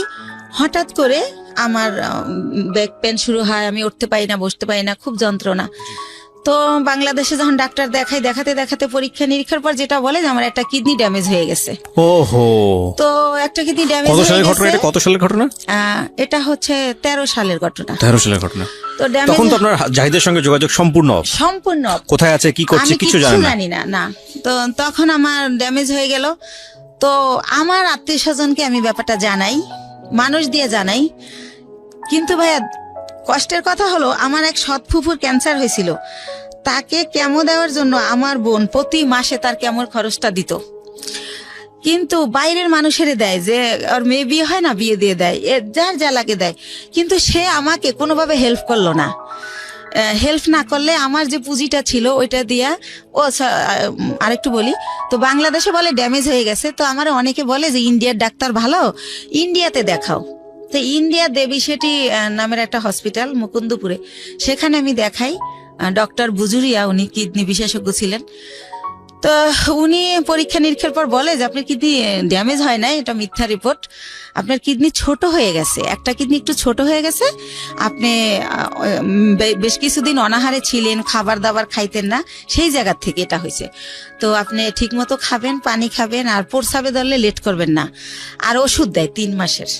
তো 3 মাস ওষুধ খাওয়ার পরে আল্লাহর রহমতে মাত্র 2টা আইটেম ওষুধ দেয়, কিন্তু আমি 3 মাস পর আল্লাহর রহমতে ভালো হয়ে যাই। তো ভালো হয়ে যাই, এরপরে ওই যে 1 লাখ টাকা বাকি থাকে আমার বোনের কাছে, সেই 1 লাখ টাকাও তো আইনা এই যে চিকিৎসার কারণে প্রায় শেষ। তো তখন আমি 35,000 টাকা পাই, ওইটা চাই। ওইটা চাইলে সে একেবারে না করে দেয়, সে বলে আমি টাকাই পাবো না। তখন আপনার কাছে দুটো সন্তান। হ্যাঁ, এবং আমার কাঁধে 2টা সন্তান। ইভেন্ট আমার মা চাইলেই আমারে চালাতে পারে, আমার মাকে আমার ভাইয়ারা টাকা দেয়, এবং সেও না করে দিয়েছে, সেও কোনোভাবে আমাকে হেল্প করে না। বলেন তারপর। প্রিয় শ্রোতা, আমরা ছোট্ট একটা বিরতি নেব। সে মানে সেই তো নিষেধ করছিল যে 35,000 টাকা চাবি না, আমি ইচ্ছা মতো দেব। অথচ আমি যখন 6 মাস পরে আমার চলতেছে না তখন চাই, তখন সে অস্বীকার করে। আর একটা কথা ভাইয়া, সে হচ্ছে বাইরে আমার এই জমিটা যারা কিনতে চাইছে তারা 5 লাখ টাকা দিতে চাইছে, 5 কাঠা 5 লাখ, কিন্তু আমার দিবে 2,35,000। তারপরও আবার এই 35,000 টাকা সে না স্বীকার জান। আমি বলি, আপা তুমি তো মিথ্যা বলো না, মনে হয় ভুলে গেছো, মনে নাই, একটু মনে করে দেখো। সে আমারে অখাদ্য ভাষায় গালাগালি করে, ওই টাকাটা আর দিলই না। তো এভাবে যায়। আর একটা কথা ভাইয়া, সে তারা মনে হয় নাম কেনে, শববরাতের পরে টেরাক বইরা গ্রামে গ্রামে কাপড় লুঙ্গি সবাইকে দেয় প্রতি বছর। তো আমি হচ্ছে 2 বছর আগে, মানে আমার ছেলে তো এবার দিল ইন্টার পরীক্ষা, তো ইন্টার যখন ও ফার্স্ট ইয়ারে ভর্তি করবো আরে, তো ওই যে আমি অসুস্থ ছিলাম, আমার অনেক অভাব, তো তখন আমি ওরে বলি যে হচ্ছে আমার ছেলেরে ভর্তি করব কলেজে, ভর্তির তোরা হচ্ছে এমনি বলি ডাইরেক্ট যে তোরা তো সবাই জাকাত দেস, নাইলে তোদের জাকাতের টাকা থেকে আমার কিছু টাকা দে, আমার ছেলেটার ভর্তি করি। তো আমার 1 ভাই আর 2 বোনরে বলি। তো তারপর তারা আমার যেটা জানায় যে হাদিসে আছে যারা বিলাট কালেকশনের, এদেরকে জাকাত দিলে জাকাত কবুল হয় না। এটা আমার জানা মতে এটা একটা ভুল এটা ইনফরমেশন। তো ভুল, জি জি, এটা আমিও জানি এটা ভুল, কিন্তু তারা এটা বলে। যাই হোক, তারপরে আমি যেমনি হোক ছেলেকে ভর্তি করি। তো এভাবে আবার ভর্তি করার পর বই কেনা হয় না দেখে ছেলে কলেজে যায় না, ছোট বোনের বাসায় একটা অনুষ্ঠানে যায়, সেখানে আমার যে ইমিডিয়েট বোনটা ও আসে। তো ওরে বলে যে তুই কলেজ যাওয়া শুরু করছিস? কয় না, আম্মু তো এখন আমার বই কিনে দেয় না, এই জন্য যাই না, যাবো কয়েকদিন পরে। আম্মুর তো অনেক সমস্যা, কি যে করব, মনে হয় কি পড়াশোনার দরকার নেই, একটা জব নিয়ে নিই। তো আমি তো ছোট মানুষ, আমার জব দিব কি? আমার বোন উঠে বলে কি যে তোর মার এত সম্পদ আছে, তোদের কিসের অভাব, সম্পদ বেচা তোরা পড়ালেখা কর, তুই বড় হলে চাকরি করবি। এত সম্পদ নাই ভাইয়া, মাত্র ওই যে বলছিলাম আপনারা যে 1 বিঘা জমি কিনছিলাম 45,000 টাকায়, ওইটা এখন হয়তো 15-20 লাখ টাকা দাম উঠছে বাইরে, কিন্তু আত্মীয়রা কিনলে আবার দিব অর্ধেক দাম। তো এছাড়া আর নাই। তো এটা বলে আমার ছেলে খুবই কষ্ট পায়। তারপর আমার বাসায় এসে বলে যে আমরা যদি না খাই মারাও যাই, বা তুমি যদি বিনা চিকিৎসায় মারা যাও, রাস্তায় আমি ভিক্ষা করব, কিন্তু তোমার পরিবারের কাছে আর কিছু বইলো না। তোমার বোন আমাকে এই কথা বলছে, আমার ছেলে অনেক কষ্ট পাইয়া বলে। তখন আমি বলি থাক, এগুলো মনে থাকবে, তুমি যদি কখনো বড় হও মনে রাখবা যে কে কি করছিল। তো এভাবে গেল।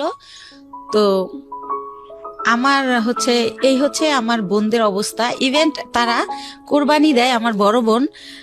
এটা সবার জানা উচিত যে আসলে এরকম হয় না কি বোন বা ভাই বা পরিবার। আমার বড় বোন যেহেতু আমার বাবার দেশে অনেক জমি তার কেনা, সে কারণে সে কিছুদিন থাকে বরিশাল, কিছুদিন থাকে ঢাকায়ও তার বাড়ি।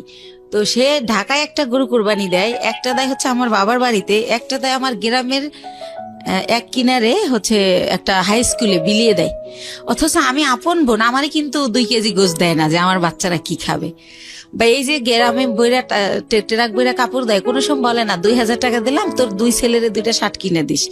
কখন এটা তারা করে না, এই হেল্পটু তারা করে না। আমার অনেক কষ্ট, তো এই জন্য তাদের কাছ থেকে আমি একেবারেই দূরে আছি, কথাবার্তা বলি না। আর একটা কথা বলি, 3 বছর আগে একবার ঈদে দেশে গেছি, তো লঞ্চ স্টিমারে আমরা আসি, তো ঈদের সময় খুব ভিড় থাকে, আর ওই সময় কেবিনে অনেক বেশি ভাড়া নেয়, তো একটু কমলে ভিড় আসবো। তা আমি শুনি আমার মা কাজের মেয়েকে বলে, আমার বাড়িতে সবাই কাজের মেয়েরা কাজ করে, আমার মা বোঝে নাই যে আমি পিছনে, কাজের মেয়েকে বলে একটু কষ্ট কইরা কর, কি করবি। আমি ভাবছি আসছে 2 দিনের জন্য, 15 দিন হয়ে গেছে এখনো যায় না, আল্লাহই জানে কবে যাবে। মানে আপনার মা এটা বলছে? আমার মা বলে আমি 2 ছেলেকে নিয়ে বেড়াতে গেছি সেজন্য। তো আমি যে ভিড়ের জন্য ছেলেকে নিয়ে রিস্ক, যদি লঞ্চ ডুবে যায় সেজন্য আসতেছি না। কিন্তু আমার মা কাজের মেয়েকে এই কথা বলে, আমি নিজের কানে শুনি। তো এইটা শোনার পরেই আমি বলি যে রওনা করি, যে আমি বাবা চলো আমরা এখন চলে যাব। তো আমার আব্বু বলে যে এখন তো লঞ্চের টাইমও না, স্টিমার টাইম নেই, কিসে যাবা? তো আমি বললাম বাসে যাবো। কয় বাসের টিকিট আগে কাটতে হয়। আমি কই হাইটে যাবো ঢাকা। তো যাই হোক, আমার আব্বা আটকায় যে কাল সকালে যাও। তো পরের দিন আর কি ঢাকা চলে আসি। তো যাই হোক এইভাবে গেল। এখন যেটা আসি সেটা হচ্ছে, আমি তো তারপরে কি করব, আমার ওইভাবে আমি কিছু এনজিও থেকে ওই যে লোন দেয় আর কি, ওই এনজিও থেকে আশা বেরাক, ওইখান থেকে এর মধ্যে আপনার হাজবেন্ডের সাথে কোনো যোগাযোগ নাই? একদম পুরো কোনো যোগাযোগ নেই। ওকে। বা সে যে তার যে বাচ্চা আছে তার খবরও সে নেয় না, কোনোভাবেই না। তো আমি লোন তুলে তো ব্যবসা শুরু করি, কসমেটিক্স এর ব্যবসা ইন্ডিয়া থেকে আইনা দোকানে দোকানে দেই, কিছু লাভ থাকে, ভালোই থাকে, চলতে পারি বাচ্চাদের নিয়ে। তো এভাবে এই ব্যবসা করতে থাকি। তো একা একা মাসে একবার ছেলেকে নিয়ে যাই, একবার আমি একা যাই, যেহেতু ছেলে পড়াশোনা করে, ছেলের তো সবসময় নেওয়া যায় না। তো এভাবে চলতেছি ভাইয়া, লোন টোন তুলে ব্যবসা করতেছি। তো এর মাঝে আবার কি হয়, আমার অনেক আগে আমার পায়ে একটা প্রবলেম হয়েছিল, কেউ একজন আমাকে মেরে এই গিটটা লড়াই দিছিল পায়ের। তো তখন ভালো হয়ে গেছিলাম। তো সেটা হচ্ছে কে একজনকে আমি নামই বলি, ওই যে আমার ভাই, যখন আমি তার একটু গালাগালি করছিলাম যে আপনি আমার টাকা দিয়ে ফ্ল্যাট কিনছেন আর আমার এখন ভিক্ষা করতে হবে, আমার কিচ্ছু নাই, আমি বাচ্চাদের নিয়ে কোথায় দাঁড়াবো। তো তখন সে আমারে খুব বাজেভাবে বকে, তখন আমিও তারে একটু রাব বিহেভ করি, তখন সে আমারে মারে, আমারে চেহার দিয়ে বাড়ি দিতে নেয়। তখন আমি পড়ে যাই, পড়ে গেলে আমার পাও ধরে মোচড় দেয়, তখন আমার এই গিটটা সরে যায়। তো তখন আমি অনেক কান্না করি, আমার ছেলে খুব চিৎকার করে কান্না করে। আমার ছেলেকে আমি এত আদর করি, মানে কি বলবো, আর আমার ছেলে ওরকম। তখন বলে বাবা বাবা তোমার আম্মু নাটক করতেছে, অত ব্যথা পায় নাই। তখন ও বলে না মামা আমার আম্মু সত্যি ব্যথা পাইছে, ও খুব কান্না করে। তারপর আমার সুমানা হসপিটালে নিয়ে গেলে ডক্টর জিজ্ঞেস করে এটা কিভাবে হলো। তখন আমারে মাপ চায়, দূরে থেকে হাত দিয়া, যে বলিস না, মাপ চায়। তো তখন আমি কি বলবো, তখন আমি ব্যাপারটা না বলে তো ডক্টর বুঝবে না। তখন আমি বলি কি আমার হাজবেন্ড আমাকে এভাবে মারছে, আসলে তো হাজবেন্ড না, হাজবেন্ডের সাথে আমার যোগাযোগই নেই। তো এইভাবে ওই ব্যথাটা ভাইয়া হঠাৎ করে, যেহেতু ইন্ডিয়া যাতায়াত তো জানেন, অনেক ঘন্টা বাসে বসে থাকতে হয়, তো অনেক ঘন্টা বসে আবার আসতে হয়, সে কারণে কিনা হঠাৎ করে আমার ওই বাম পাটা আবার প্রচন্ড ব্যথা। তো আমার ছেলে আমাকে নিয়ে সরর দিতে গেল, ইয়াতে গেল, পঙ্গুতে গেল। তো তারা আবার রেফার করলো নিউরোলজি হসপিটালে। জি। তো নিউরোলজিতে আমাকে বললো এমআরআই করতে হবে। তো এমআরআই ওইখানে সরকারি এমআরআইতে ফি কম, কিন্তু 15 দিন পরে সিরিয়াল পরে। তো এই 15 দিন তো আমি সহ্য করতে পারবো না, আর আমি বেকার থাকলে আমার বাচ্চারা কি খাবে। তখন আমি বেসরকারি ইয়াতে পপুলারে যাই, ওই পপুলারে আমার থেকে 13,000 টাকা নেয় এই টেস্টটার জন্য। ওকে। তো এভাবে আমি টেস্টটা করার পরে তারা বলে যে আমার ওই যে পুরানা যে মোচড় দিছিল সেইখানটার একটা আঘাত আছে রগে, ওই কারণে আমার এই প্রবলেমটা হয়। তো বইলা দেয় যে আমার হচ্ছে একেবারে 6 মাস বেড রেট, সোজা শুয়ে থাকতে হবে। আমি যদি সোজা শুয়ে না থাকি তাহলে আমার এই রগের প্রবলেম যাবে না। তো এভাবে ইনজেকশন দেয়, ওষুধ দেয়, কমে না, বলার পর এইটা বলে। তা আমি এতদিন যদি শুয়ে থাকি আমার বাচ্চারা কি খাবে, আমি ঘর ভাড়া দেবো কি দিয়া। তো তখন আমার বাচ্চা সবাই কাছে এটা বলে যে আমার মার এই অবস্থা, খুবই কান্নাকাটি করে। তার বাবার নাম্বার জানি কার কাছ থেকে সংগ্রহ করে তারেও ফোন করে যে আম্মু এরকম হসপিটালে ভর্তি। তো কোনো জায়গা থেকে কেউই আসে না, আল্লাহর রহমতে কেউই হেল্প করে না। তো আমার পরিচিত যারা আর কি, যাদের সাথে একসাথে বিজনেস করতে যাই, ইন্ডিয়া যাই আসি, অনেকগুলো মহিলা, আমরা সবারই যার যার সংসারের প্রবলেম, তারা এটা করে থাকে। তো ওই সব আপারা আমারে বলে যে বাংলাদেশে তো তুমি সুস্থ হইতে অনেক টাইম লাগবে, আর তোমার বাচ্চারা খাবে কি, তোমার আমরা কোলে করে শোয়াই শোয়াই বাসে করে ইন্ডিয়া নিয়ে যাই, হয়তো বা ইন্ডিয়া গেলে ভালো হবা। তো একটু তো আমার চলার ক্ষমতা নাহলে আমি ইন্ডিয়া কিভাবে যাব। তার মধ্যে একটা কথা বলি ভাইয়া, আমারে যখন ওই পপুলারে ওই একটা মেশিন মানে টলিতে শোয়াই দেয়, তো 2 জন নার্স কেউ আমাকে হেল্প করলো না। আমার ছেলেকে বলে কি উঠাই দাও তোমার মাকে। তা আমার ছেলে তো আর অত বড় না, সে আমারে তাও কিভাবে জানে আল্লাহ জানে, ও আমারে কোলে করে শোয়াই দেয়। তো ওইভাবে আমার এমআরআই যখন শেষ, আমি বের হই, তখনও কোনো একটা নার্স আমাকে ধরে না, বলে এই তোমার আম্মুকে নামাও। তো আমার ছেলে আমাকে জায়গায় নামাইতে গিয়ে ছেড়ে দেয়, মানে আমার ভার বহন করতে পারে না। তখন ভাইয়া ব্যথার মধ্যে আরো ব্যথা পাই, তো এত চিৎকার করতে থাকি। তখন ছেলে নিজের অপরাধী ভাবে যে আম্মা আমি তো আর ব্যথা দিলাম। তো নরে ঠান্ডা করার জন্য আমি বলি না কিছু হয় নাই, এমনি তো আমার ব্যথা তো এমনিই করে, তোমার জন্য না। তো ও আবার আমার সরার দিতে নিয়ে যায়। নিয়ে গেলে কি হয়, ওখানে ইমার্জেন্সিতে একটা সাথে সাথে হাড়ের মধ্যে ইঞ্জেকশন দেয়। ওই ইঞ্জেকশনটা দিলে ব্যথাটা একটু কমে, এটা ও জানে, কয়েকবার নেছে। তো ও আমার আর ওই ইয়ে থেকে পপুলার থেকে বাসায় না নিয়ে যায় সরার দিতে। ওকে। তো ওই দিন ওইভাবে যাওয়ার সময় যাই, যে সিএনজিটা দিয়ে নিয়ে যায়। তো ওই সিএনজি ড্রাইভারকে আমার ছেলে বলে, যেহেতু আমার ছেলে ছোট মানুষ, আমার বাসা থাকে তখন লেক সিটি হাউজিং এ, এবলক রোড নাম্বার 1, ওই বাড়িতে থাকি। তো বলে কি যে আঙ্কেল আপনার গাড়ি কোন দিকের? তো বলে এই যে মোহাম্মদপুর 3 রাস্তার। তো বলে কি যে আম্মুরে তো প্রতিদিন সন্ধ্যায় ইঞ্জেকশন দিতে নিয়ে যেতে হয়, নিউরোলজিতে অথবা সরার দিতে। প্রতিদিনই মানে কয় ঘন্টা পরে জানি আমার ব্যথাটা বেড়ে যায়, আমার এটা মনে নাই। তখন বলে যে আপনি যদি নাম্বার দিয়ে যেতেন, ফোন দিলে আপনি এসে একটু নিয়ে যেতেন আমাদের, নাইলে আমি আম্মুরে রাইখা গাড়ি আনতে যাই, ড্রাইভাররা ভিতরে আসতে চায় না। তো এইভাবে ওই আমার ছেলে এই নাম্বারটা নেয় ওই ড্রাইভারের। তো তারপরে পরের দিন হচ্ছে আমার নিউরোলজিতে ওই যে রিপোর্ট নিয়ে যেতে হবে এমআরআই, যে আমার কি পজিশন দেখাইতে। তো উনি ফোন করে, আমার ছেলে আসে। তো যাই, তো গেলে কি হয়েছে, সরকারি তো সিরিয়াল থাকবেই। তো আমার ছেলে বলে আঙ্কেল আপনি কি একটু ওয়েট করে আমাদের নিয়ে যাবেন আবার বাসায়? ঠিক আছে বাবা, নিয়ে যাবো। তো উনি বসে, তো দেখি আধা ঘন্টা, তারপর আমার সামনে আরো 5 জন। তো আমি ফোন দিয়ে বলি যে ভাইয়া আপনি চলে যান, আমার অনেক লেট হবে। তো উনি বলে যে না আমি বসি, আপনি আবার পরে সিএনজি কোথায় পাবেন, তাছাড়া তো আমি আপনার সবসময় নিই। উনি ইচ্ছা করেই থাকে।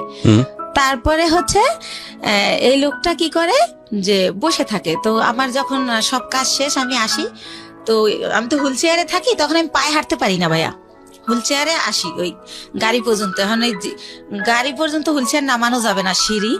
তো সেজন্য আমার ছেলে তো আমার কোলে করেও নিতে পারতেছে না। তো আমার ছেলে বললো আঙ্কেল আপনি একটু আমার আম্মুর এক সাইড দিয়ে হাত ধরেন, আমি এক সাইড দিয়ে ধরি। তো এইভাবে আমার নিল। তা আমার বাসায় যখন নামাই দিল, আমি চিন্তা করলাম লোকটা প্রায় 1-1.5 ঘন্টা বসে ছিল। তো উনি তো এতক্ষণে অনেক টাকা মারতে পারতো। এমনি ওনার আমার যাতায়াত ভাড়া হয় 400 টাকা নিউরোলজি থেকে আমার বাসা যেহেতু মোহাম্মদপুরে। তো আমি ওনার একটা 1000 টাকার নোট দেই। তখন উনি বলে আপা আমার কাছে ভাঙতি নেই, আমি প্রথম আপনাকে নিছি। তো আমি বলি ভাইয়া ভাঙতি লাগবে না, পুরোটাই আপনাকে দিছি, আপনি তো অনেকক্ষণ বসেছিলেন। তারপর বলে থ্যাংক ইউ আপা, আসলে আপা আপনার মন অনেক ভালো, আমি যদি নিজের গাড়ি হতো আপনার ভাড়াই নিতাম না। এটা বলে উনি চলে যায়। প্রিয় শ্রোতা, আমরা ছোট্ট একটা বিরতি যেখান টাইমে ছিলাম, বলুন তারপর। তো তারপরে যেহেতু আমার ডাক্তার বলে যে যতদিন অসহ্য ব্যথা না কমে প্রতিদিন সন্ধ্যায় ইঞ্জেকশন দিতে হবে, তো সে কারণে প্রতিদিন সন্ধ্যায় উনি আসে, এসে আমার নিয়ে যায় এই সিএনজিওয়ালা। এর মধ্যে ভাইয়া বলে রাখি আমার ছেলের হচ্ছে ইন্টারের পি টেস্ট পরীক্ষা। তো সে কারণে কি হয়, ছেলে যে টাইমে আমার ইঞ্জেকশন দিতে যাও ওই টাইমে ছেলের স্যার আসে। তো ছেলে উঠে দেয় যে আঙ্কেল তো দিয়েই যাবে, যেহেতু আঙ্কেল বাসা চেনে। তো এইভাবে উনি আমার দিয়ে যায় নিয়ে যায় বিনা আমি ভাড়া দেই। তো এইভাবে হয়। তো যখন একটু আমি মোটামুটি দাঁড়াতে পারি, তখন ওই যে আপারা যাগোর সাথে ইন্ডিয়া যাই, তাদের সাথে আমি ইন্ডিয়া চলে যাই ওখানে আবার ডাক্তার দেখাই, অর্থোপেডিক। ওনারা আমার কিছু দেয়, ওইখানে থেরাপি দেয়, তারপরে মেডিসিন দেয়। তো মোটামুটি আল্লাহর রহমতে আমি যাই, কিন্তু হুইল চেয়ারে বলতে গেলে আসার সময় আমি হাইটে আসতে পারি। এভাবে আমি ভালোভাবে বাসায় আসি। তো উনি এখন তার আমি ইঞ্জেকশন দিতে যাই না, কিন্তু উনি এমনি ফোন দেয়, আপা কেমন আছেন, কই কি করেন, এরকম। এরকম ফোন টোন দিতে থাকে। তো আমার যেহেতু অনেক ওইখান থেকে আমার মাল নিয়ে আসতে হয়, সেই মালগুলো আমার ভাইয়া মার্কেটে পৌঁছাতে হয়। জি, পলোয়ালে, আপনার খদ্দর বাজার, এনএসকো টাওয়ার। কি ধরনের প্রোডাক্ট নিয়ে আসতেন? শ্যাম্পু, সেন্ট, সোনো, এগুলো সাবান। দিয়ে আপনার সংসার চলতো, মানে এই জি, বিজনেস করেই? জি জি জি, Okay. এইটা দিয়েই আমি চলি। তারপরে ভাইয়া ওই মালগুলো তো আবার পৌঁছাতে হয়, তো ওনারই আমি ফোন দেই ইন্ডিয়া থেকে এসে ওই মাল দেওয়ার জন্য। তো তারপরে এইভাবে ওনার গাড়িতেই এই মার্কেটেটা দেই, উনি ওয়েট করে, আবার ওই মার্কেটে যাই, উনি ওয়েট করে। তো এইভাবে পরবর্তীতে যখন আবার আমি ইন্ডিয়া যাই, তো যেহেতু ওখানে যাওয়ার পর ওই যে পায়েরটা যে আগের বার দেখাই আসলাম, জি, তো ডক্টর বলে যে হচ্ছে কি ওই ওখানকার ডক্টরদের ব্যবহার এত সুন্দর। তো আমার এই মা করে কথা বলে যে মা আপনার কি এখন কি অবস্থা, কি জানতে চাই বলি। তারপর বলে মা আপনি 3টা দিন এবার এখানে থাকেন, 3 দিন যদি আপনার থেরাপিটা দেওয়া হয় এখানে, তাহলে আপনি 100% সুস্থ হয়ে যাবেন। আর যেহেতু আমি বলছি যে আমি এই কাজ করে খাই, তো যেহেতু আপনি একটা কাজ করে খান, তাহলে আপনি লেন্থি নেওয়ার দরকার নেই। তো সে কারণে আমি ওই থেরাপির জন্য 3 দিন যে থাকবো, সেই 3 দিন আবার আজকাল সেরকম না ভাইয়া, জি, গ্যাপ দিয়ে। তো এভাবে আমার প্রায় 10-11 দিন ভারতে থাকতে হয়। আচ্ছা, তো 10-11 দিন পরে যখন আমি বাংলাদেশে আসি, বাংলাদেশে ঢোকার সাথে সাথে ওনার খালি ওই মিস কল অ্যালার্টে ওনার নাম্বার, মানে যে ওনার সিএনজি, নাম হাসান। আচ্ছা আচ্ছা, সিএনজিওয়ালা ভদ্রলোকের নাম হচ্ছে হাসান। হাসান, হ্যাঁ। তো উনি হচ্ছে এত আসতেছে ওনার মেসেজ, তো আমি আবার ভাইয়া বাসে উঠলে মাথা ঘোরে একটু, সেজন্য ফোনও ইউজ করি না, খুব জরুরি ছাড়া হ্যালো বলি না, ফোন থুয়ে দেবে আগে। তো এত SMS, তারপর আমি একটু ব্যাক করলাম যে ভাইয়া এতবার ট্রাই করছেন কেন? তো বললো আপনি কোথায় ছিলেন, মানে সে বলতে স্যার চিৎকার করে কাঁদতেছে, 11 দিন হয়ে গেছে আপনার কোনো খোঁজ নাই, আপনি কি মানুষ, আপনি এরকম পারলেন কি করে, এই সেই উনি ওনার মতো বলেই যাচ্ছে ননস্টপ। তো আমি বলি যে ভাই আমি তো ভাবছিলাম 2 দিন পর আসবো, কিন্তু আমার অসুস্থতার কারণে আমার 11 দিন লাগছে। তো বলছে ইনশাআল্লাহ এবং কাঁদছে।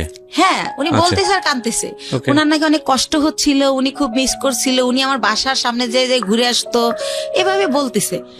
আমি অবাক হলাম যে ওনার সাথে তো আমার ওরকম কিছু না, রাইট, জাস্ট কয়েকদিন ওনার গাড়িতে চড়ছি, এই তো। তো উনি এরকম কেন করলো বুঝলাম না, আমি নিজে নিজে গাড়িতে বসে এটা ইয়া করতেছি। তারপর ওই আপাদের আমার পাশে সাজেদ আপা বাসা, ওনারে শেয়ার করলাম যে আপা এরকম। তা আপা বললো ওই লোকটা তোমারে ভালোবাসে। তাই আমি বলি কি যে আমার যে 2 ছেলে, আমার যত ভালোবাসা তো ছেলেদের, আর আমি ছেলে ছাড়া জীবনে কিছু ভাবি না। দেখেন আজকে 8 বছর ওর বাবার সাথে আমার কোনো যোগাযোগ নাই, তারপরেও কিন্তু আমি এই ছেলেদের নিয়ে আসি। আর এখন তো ধরতে গেলে বুড়োই হয়ে গেছি, এখন আর ভালোবাসা টাসার কোনো দাম নাই। এরকম মনে হয় এমনি বলে বাকি একটা ওই আপার সাথে এইভাবেই কথা হলো। তারপরে পরের দিন অ্যাজ ইউজুয়াল ওই যে আমার তো মাল দিতে যেতে হবে, আমি যেদিন আসি তার পরের দিনই মাল না দিলে তো আমার টাকা দিবে না। তো উনি তো জানি যে পরের দিন আসতে হবে, উনি সকালে গাড়ি নিয়ে আসে।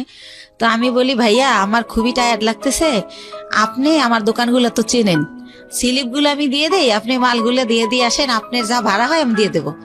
আর আমি লগে গেল ভাইয়া মালগুলো উনি ক্যারি করে, উনি উঠাই দেয়, আমি আবার লেবার ওই শোরুমে ফোন দিলে ওরা লেবার পাঠায়, জি, তো তাদের সাথে সাথে উনি ক্যারি করে। তো আমি কই আপনি ফোন দিলে আপনি একটা করে ফোন দিবেন, লেবার নামবে, এভাবে দিয়ে আসবেন। তো বলে আচ্ছা। তো এইভাবে উনি আমার মালগুলো দেয়। তো আমি আবার টেনশন করি যে আমি তো জীবনভর বিশ্বাস করে ঠকলাম, একজনকে বিশ্বাস করলাম, সে আমার নিজে বললো যে আমার 60 লাখ টাকা পুঁজি, সেইটা নাই, উদয় হয়ে গেল।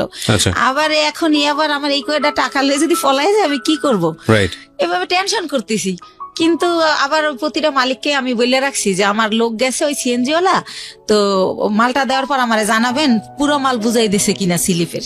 তো ওরা আবার আমারে একটু পরপর ফোন দিয়ে জানাচ্ছে প্রত্যেকটা কোম্পানি যে হ্যাঁ আপা মাল পাইছি। তখন ভাবলাম যেহেতু মাল পুরা দিছে তাইলে টাকাও আমারে দিবে। তো ঠিক উনি বাসায় আবার আইসা আমার টাকা দিয়ে দেয়। তো এইভাবে টাকা দিয়ে দেওয়ার পরে একদিন উনি বলে যে আপা আমি আপনার সাথে কিছু কথা বলবো, আপনার বাসায় আসতে পারি? তখন আমি বলি কোন ব্যাপারে ভাইয়া? বলে আমি একটা প্রবলেমে পড়ছি, এটা আপনার সাথে শেয়ার করবো। ওকে, তো আমি বললাম আচ্ছা ঠিক আছে আসেন, কিন্তু আমার বাসা চিনেই। জি, তো উনি আইসা আমার ড্রয়িং রুমে সোফায় বসে। তো আমি তো ওই পার ব্যথার জন্য ডক্টর বলছে যতটা পারি শুয়ে থাকার, তো আমি ওই পা লম্বা করে কোন রকম বসি। তো ওনারে আমি বলি যে হ্যাঁ ভাইয়া বলেন, আর নাস্তা দিতে বলি, আমি অসুস্থর কারণে আমার বাসায় আবার একটা কাজের লোক রাখি যে কিছুই তো করতে পারি না পাওয়ার জন্য, তো তারে নাস্তা দিতে বলি। তখন সে বলে যে ওরে যেতে বলেন, ওর সামনে বলা যাবে না। তো তখন আমি ভাবলাম ওরে যেতে বলবো, তো কাজ করে তারপর যাবে। তখন আমি বললাম ঠিক আছে তাহলে আপনি আমার বেডরুমে আসেন। তো উনি আমার রুমেই যায়। তারপরে বলে যে আপা এরকম আমার, ও আবার থাকতো আর বোনের বাসায় মোহাম্মদপুরে। আচ্ছা।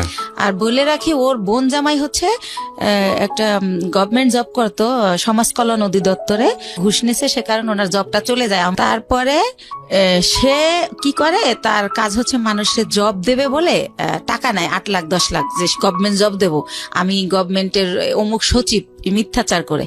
তো এভাবে উনি বিভিন্ন লোকের থেকে টাকা আনে। তো এইভাবে ওই হাসান ওনাকে কয়েকজন লোকের থেকে টাকা এনে দেয়। তাই এখন উনি জবও দেয় না, টাকাও দেয় না, তারা হাসানকে খুব টর্চার করে, গ্যাঞ্জাম করে। তো এটার পরে কি করছে, হাসানের বোন আবার জব হয়েছে একটা পরিকল্পনায়, সে গেছে খুলনাতে।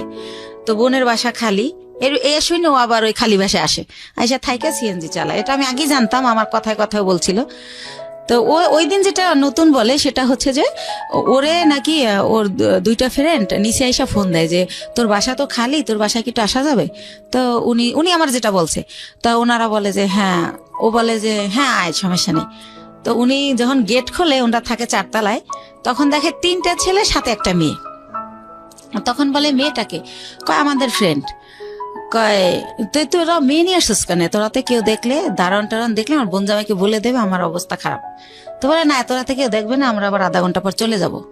তো তারপরে নাকি তারা ওই সময় ওই ইয়াবা নাকি বাবা কি জানি বলে, ওইটা খায়। জি। ওইটা খায় ওই যে 3টা ছেলে আর 4 ছেলে আর ওই মেয়ে।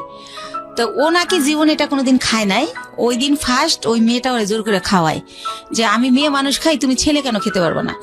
তারপরে খায়, ওরেও খাওয়ায়, ওইভাবে নাকি ভিডিও করে, ছবি তোলে। ইভেন্ট ভাইয়া ও যেটা বলেছে, এটা খাওয়ার পরে নাকি ওরা ফিজিক্যালি রিলেশন করে। কে বলেছে এটা? এটা হাসান বলেছে আমাকে। ওকে। ওই মেয়েটা নাকি ওরেও বাধ্য করে। ও আবার ইসলামিক মাইন্ডের কথাবার্তা বলতো, আমিও জানি ও ইসলামিক, কিন্তু ও বলে যে ওই মেয়েটা আমাকে জোর করে এটা করে, আমি তো জীবনে এটা প্রথম খাই, আমার হুঁশ থাকে না সে কারণে। ওকে। তো তখন ওইগুলো এখন ওই মেয়েটা ছবি আর ভিডিও করে রাখছে, এখন আমাকে ব্ল্যাকমেল করে যে ওইগুলো পেপারে দিয়ে দিবে। মেয়েটা ব্ল্যাকমেল করে, এই ঘটনা এসে আপনাকে হাসান বলছে? হাসান বলতেছে। ওই মেয়েটার নাম শানু। তো এটাও বলে। তো বলার পরে আমি বলি ব্ল্যাকমেল কিভাবে করে? কয় দেখেন আমি কষ্ট করে গাড়ি চালাই, সন্ধ্যার পর স্ট্যান্ডে এসে আমার টাকাগুলোও নিয়ে যায়, আর যদি না দিতে চাই তাইলেই বলে যে যদি না দাস তাহলে কিন্তু ফাঁস করে দেবো, তাহলে কিন্তু পেপারে দিয়ে দেবো। তা আমি বলি আপনি, তা আমাকে দিলে আপনার কি প্রবলেম হবে সেটা বলেন। প্রবলেম হবে, আমি বাবা আমার একমাত্র ছেলে, আমার বাবা মা মরেই যাবে, আমার বাবা অপারেশন হয়েছে কয়েকদিন আগে, আমার মা হাই প্রেশারের রুগী। তো আমি বলি আপনি বাবা মার সাথে শেয়ার করেন বিষয়টা, যে আমি এরকম পরিস্থিতির শিকার, শেয়ার করলে তারাই আপনার ভালো বুদ্ধি দিতে পারবে আমার চেয়ে। রাইট। তারপর বলেন না এটা তো বলাই যাবে না, আমার মা শুনলে স্টক করবে, সে এরকম। তা আমি বলি কি করব আমি? তো আমি ওনারে বুদ্ধি দেই যে আপনি এখন থেকে আর টাকাও দিয়েন না, আর ওইখানে যাইন না, কয়দিন গাড়িও চালাইন না, যাতে মেয়েটা আপনার খুঁজে না পায়। তো আমি কই ঠিক আছে, অনেক চিন্তা ভাবনা করে যে আপনি মেয়েটার নাম্বার দেন। তো মেয়েটার সাথে আমি কথা বলি, ভয়টায় দেখাই যে আমি হচ্ছে ইয়াতে চাকরি করি, পুলিশ ডিপার্টমেন্টে। হ্যাঁ, তুমি এটা করো, এমনি তো ইয়াবা খাও তো আইনত নিষিদ্ধ, তারপর তুমি মেয়ে মানুষ, তারপর যে তুমি খাও তাহলে তুমি এটা ব্যবসাও করো, তোমার জেল হয়ে যাবে, এটা এইসব কই ওরে ভয় দেখাই আর কি, যাতে করে ওরে ও ব্ল্যাকমেল না করে ওর কারণে।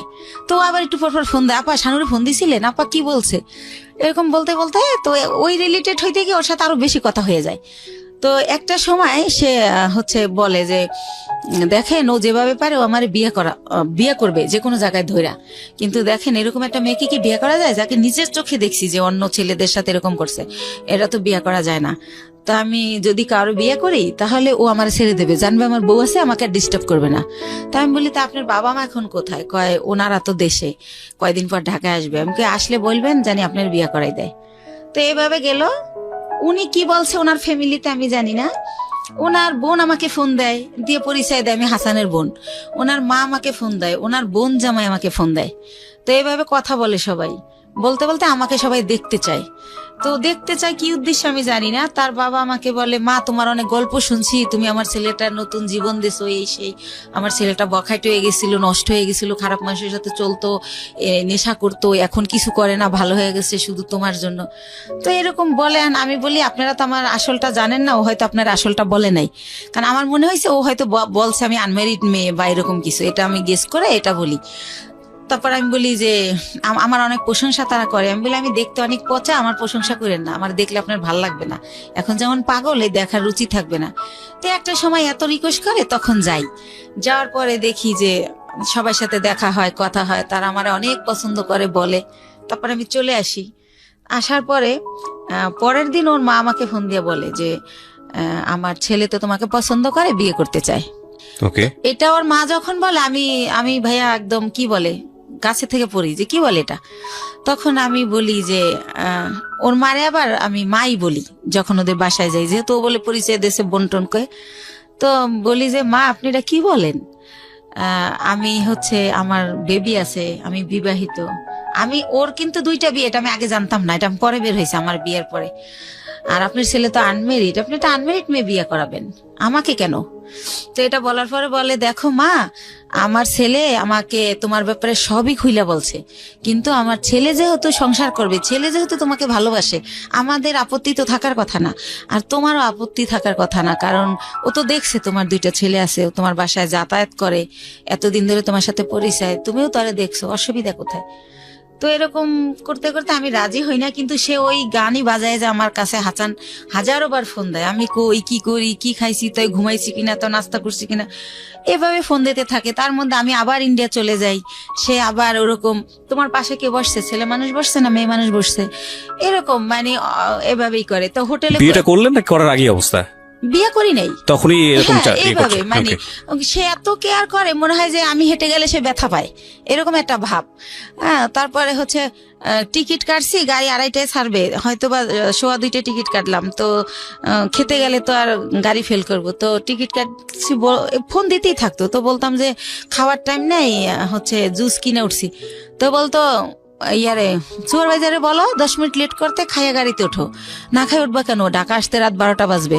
প্রিয় শ্রোতা, আমরা ছোট্ট একটা বিরতি নেব, আর এই ফাঁকে আপনাদেরকে বলে নেই ঢাকা এফএম এর পেজটিতে আপনারা আসতে পারেন। আমাদের পেজটির ঠিকানা www.facebook.com/iLoveDhakaFM, iLoveDhakaFM। প্লিজ পেজটিতে লাইক দিয়ে কানেক্টেড থাকবেন। ওকে, ছোট্ট একটা বিরতি। জীবন গল্প, জীবন নাটকের চেয়েও নাটকীয়। জীবন গল্প।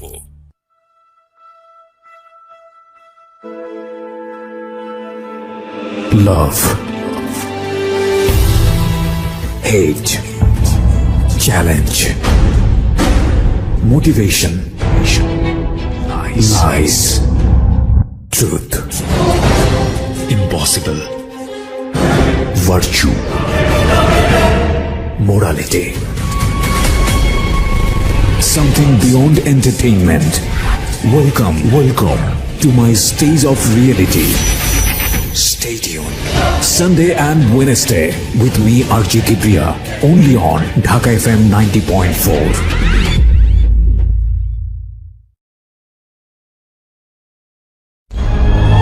জীবন গল্প, জীবন নাটকের চেয়েও নাটকীয়। জীবন গল্প। স্বাগত আরো একবার প্রিয় শ্রোতা, শুনছেন জীবন গল্প ঢাকা এফএম 90.4-এ।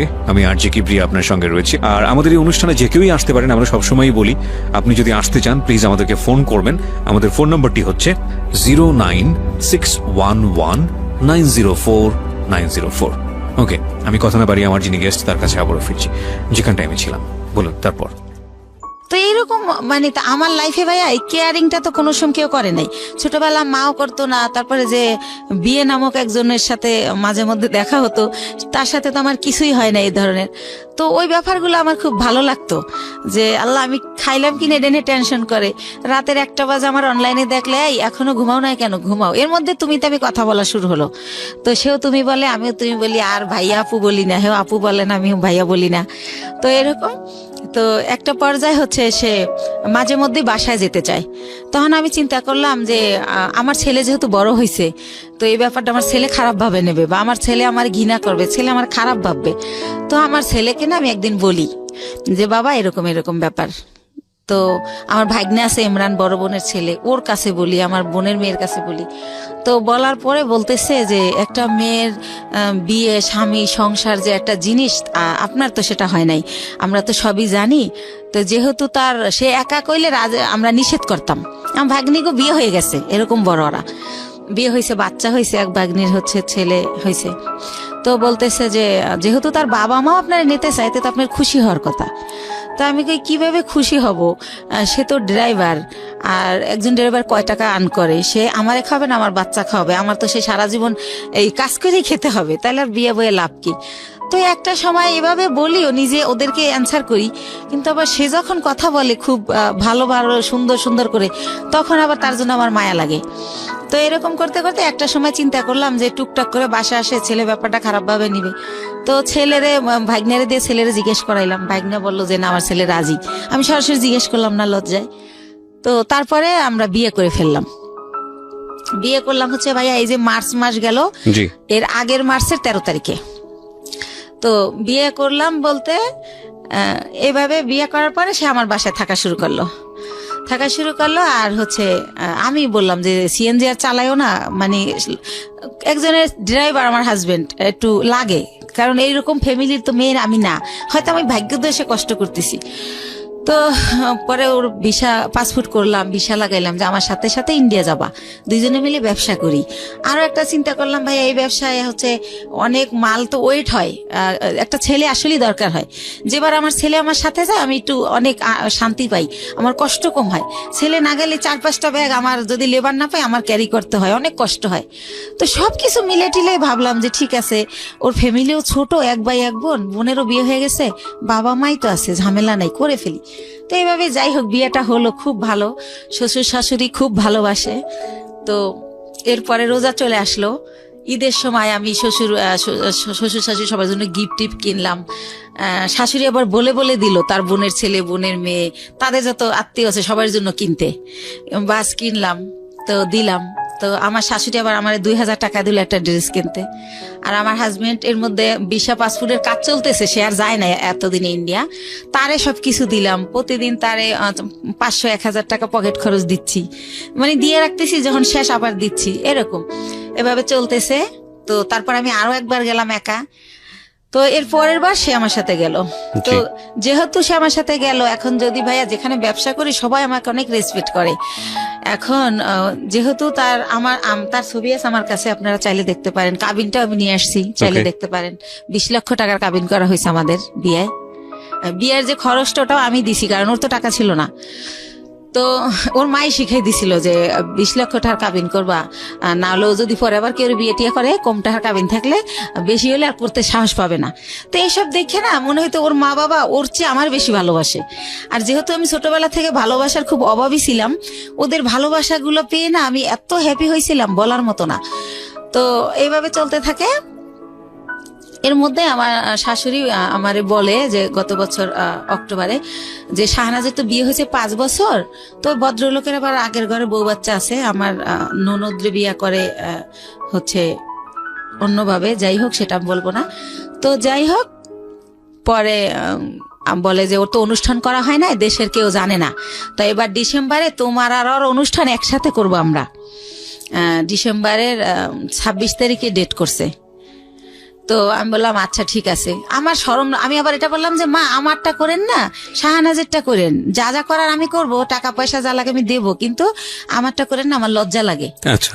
তো এটা আমি বলার পরে উনি হচ্ছে অনুষ্ঠান। তখন কি আপনার মানে জাহিদ তো আগের হাজবেন্ডের নাম? হ্যাঁ। ওর সাথে কি ডিভোর্স হয়ে গেছে নাকি? জাহেদকে ওইটা আমি বলি না ভাইয়া, জাহেদকে আমি 14 সালে ডিভোর্স দিই। 14 সালে ডিভোর্স দিয়ে দিয়েছেন? ডিভোর্স এর জন্য দেই যে আবার কখন হুট করে আইসা দাবি করে, আচ্ছা, সেজন্য আমি 14 সালে ওরে ডিভোর্স দিয়ে দেই। ওকে। তো ও কি করে যে এভাবে বলে, তো বলার পরে লিস্ট আসতে থাকে, যেহেতু বিয়ে করা গ্রামে অনুষ্ঠান করবে, এটা লাগবে সেটা লাগবে। তো আমি যখন ইন্ডিয়া যাই আমার ননদ ফোন করে বলে যে আমার জন্য লেহেঙ্গা আনবা, আমি বিয়ের দিন পরবো। তো তার জন্য আমি অনেক সুন্দর দেখে একটা 12,000 টাকায় লেহেঙ্গা কিনে নিয়ে আসি। তারপরে যা যা বলে মোটামুটি, এবার আমার শাশুড়ি আমার লিস্ট দেয় যে আমার দাদি শাশুড়ি, আমার নানি শাশুড়ি, আমার মামা শ্বশুরের শাশুড়ি, সবার জন্য কাপড় কিনতে বলে। এটা কি তাদের এলাকার নিয়ম কিনা আমি জানি না, আমাকে কিনতে বলে। তো তাও আমি কিনি। আর এর মধ্যে ভাইয়া একটা কথা বলে রাখি, হাসান আমার বাসায় যখন যায়, জি। সিএনজির যে কালারের জানেন তো ড্রেস, তো ওই কালারের একটা প্যান্ট থাকে নর্মাল, জি। আর ওই সিএনজির একটা শার্ট, এইটা পরে কিন্তু আমার বাসায় যায়। কিন্তু এর মধ্যে ওরে আমি অনেক প্যান্ট শার্ট, অনেক ঘড়ি, যা বলেন মানে সুন্দর দেখানোর জন্য যা যা প্রয়োজনীয়, কমপ্লিট স্যুট, শু, মানে ওর পুরো গেট আপ টেট আপ আমি চেঞ্জ করে ফেলি।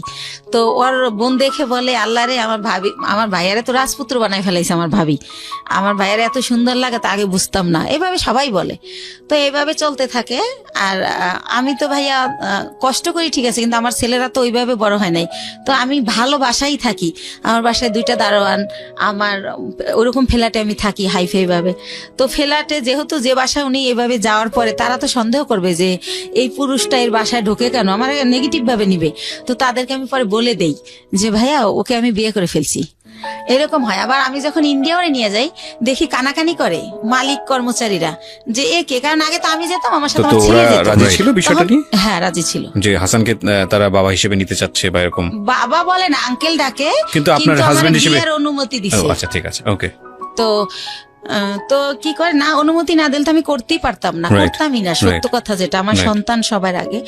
তো তারপরে আমি দেখি ওরা কানাখোসা করে, তখন আমি ভাবি যে আমার সম্মানটা তো নষ্ট হয়ে যাবে। তো তখন আমি মালিককে ডেকে বলি যে ভাইয়া কানাখোসা করার কিছুই নাই, ও আমার কোনো বয়ফ্রেন্ড না বা কোনো অন্যরকম কিছু না। ভারতে আবার অনেক মেয়েরা কি করে ভাইয়া অন্য একটা ছেলের সাথে চলে যায়, তো এরকম একটা প্রবাদ আছে। তখন আমি বলি ভাইয়া আমি তো রিসেন্টলি বিয়ে করে ফেলছি, ও আমার হাজবেন্ড। এভাবে ইচ্ছা করে সবাইকে আমি বলে দেই। তো সবাই বলে না ভালোই হয়েছে, ছেলেটা ভালো। তো যাই হোক এভাবে চলতে থাকে। তো ডিসেম্বর মাসে আমি তো ওই অনুষ্ঠান করব না, কারণ ওই হলুদ দেবে কি করবে না করবে, আমি বাচ্চা কাচ্চার মা, আমার এটি ভালো লাগে না। তো আমি বলি যে মা আমি সব দেবো কিন্তু আমি যাব না। তো সব কেনাকাটা করে দেই। ওর বোন জামাই আমাকে লিস্ট ধরাই দেয় যে সে হচ্ছে গরু কিনে দেবে, আর মুরগি হতে যত বাজার এই টাকাগুলো আমি দেব। তো এই কথায় কথায় আমি হাসানকে বলে ফেলি যে হচ্ছে আমি এত টাকা কই থেকে দেবো, তাহলে তো আমার ব্যবসার পুঁজি থাকবে না। তখন হাসান বলে যে তুমি দিতে পারবে না, তাদেরকে বইলে দিতে, আমারে বলো কেন?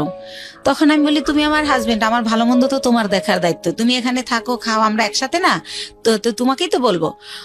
তখন একটা পর্যায়ে ও আমাকে বলে যে তোমার তো অনেক আছে আমি যতদূর জানি, তো এখানে কত বা দেওয়া লাগবে, হয়তো 50,000 বা 1 লাখ টাকা লাগবে খাওনে, এটা দিতে বা তোমার অসুবিধা কি? এই প্রথমবার থেকে আমি একটা কষ্ট পেলাম।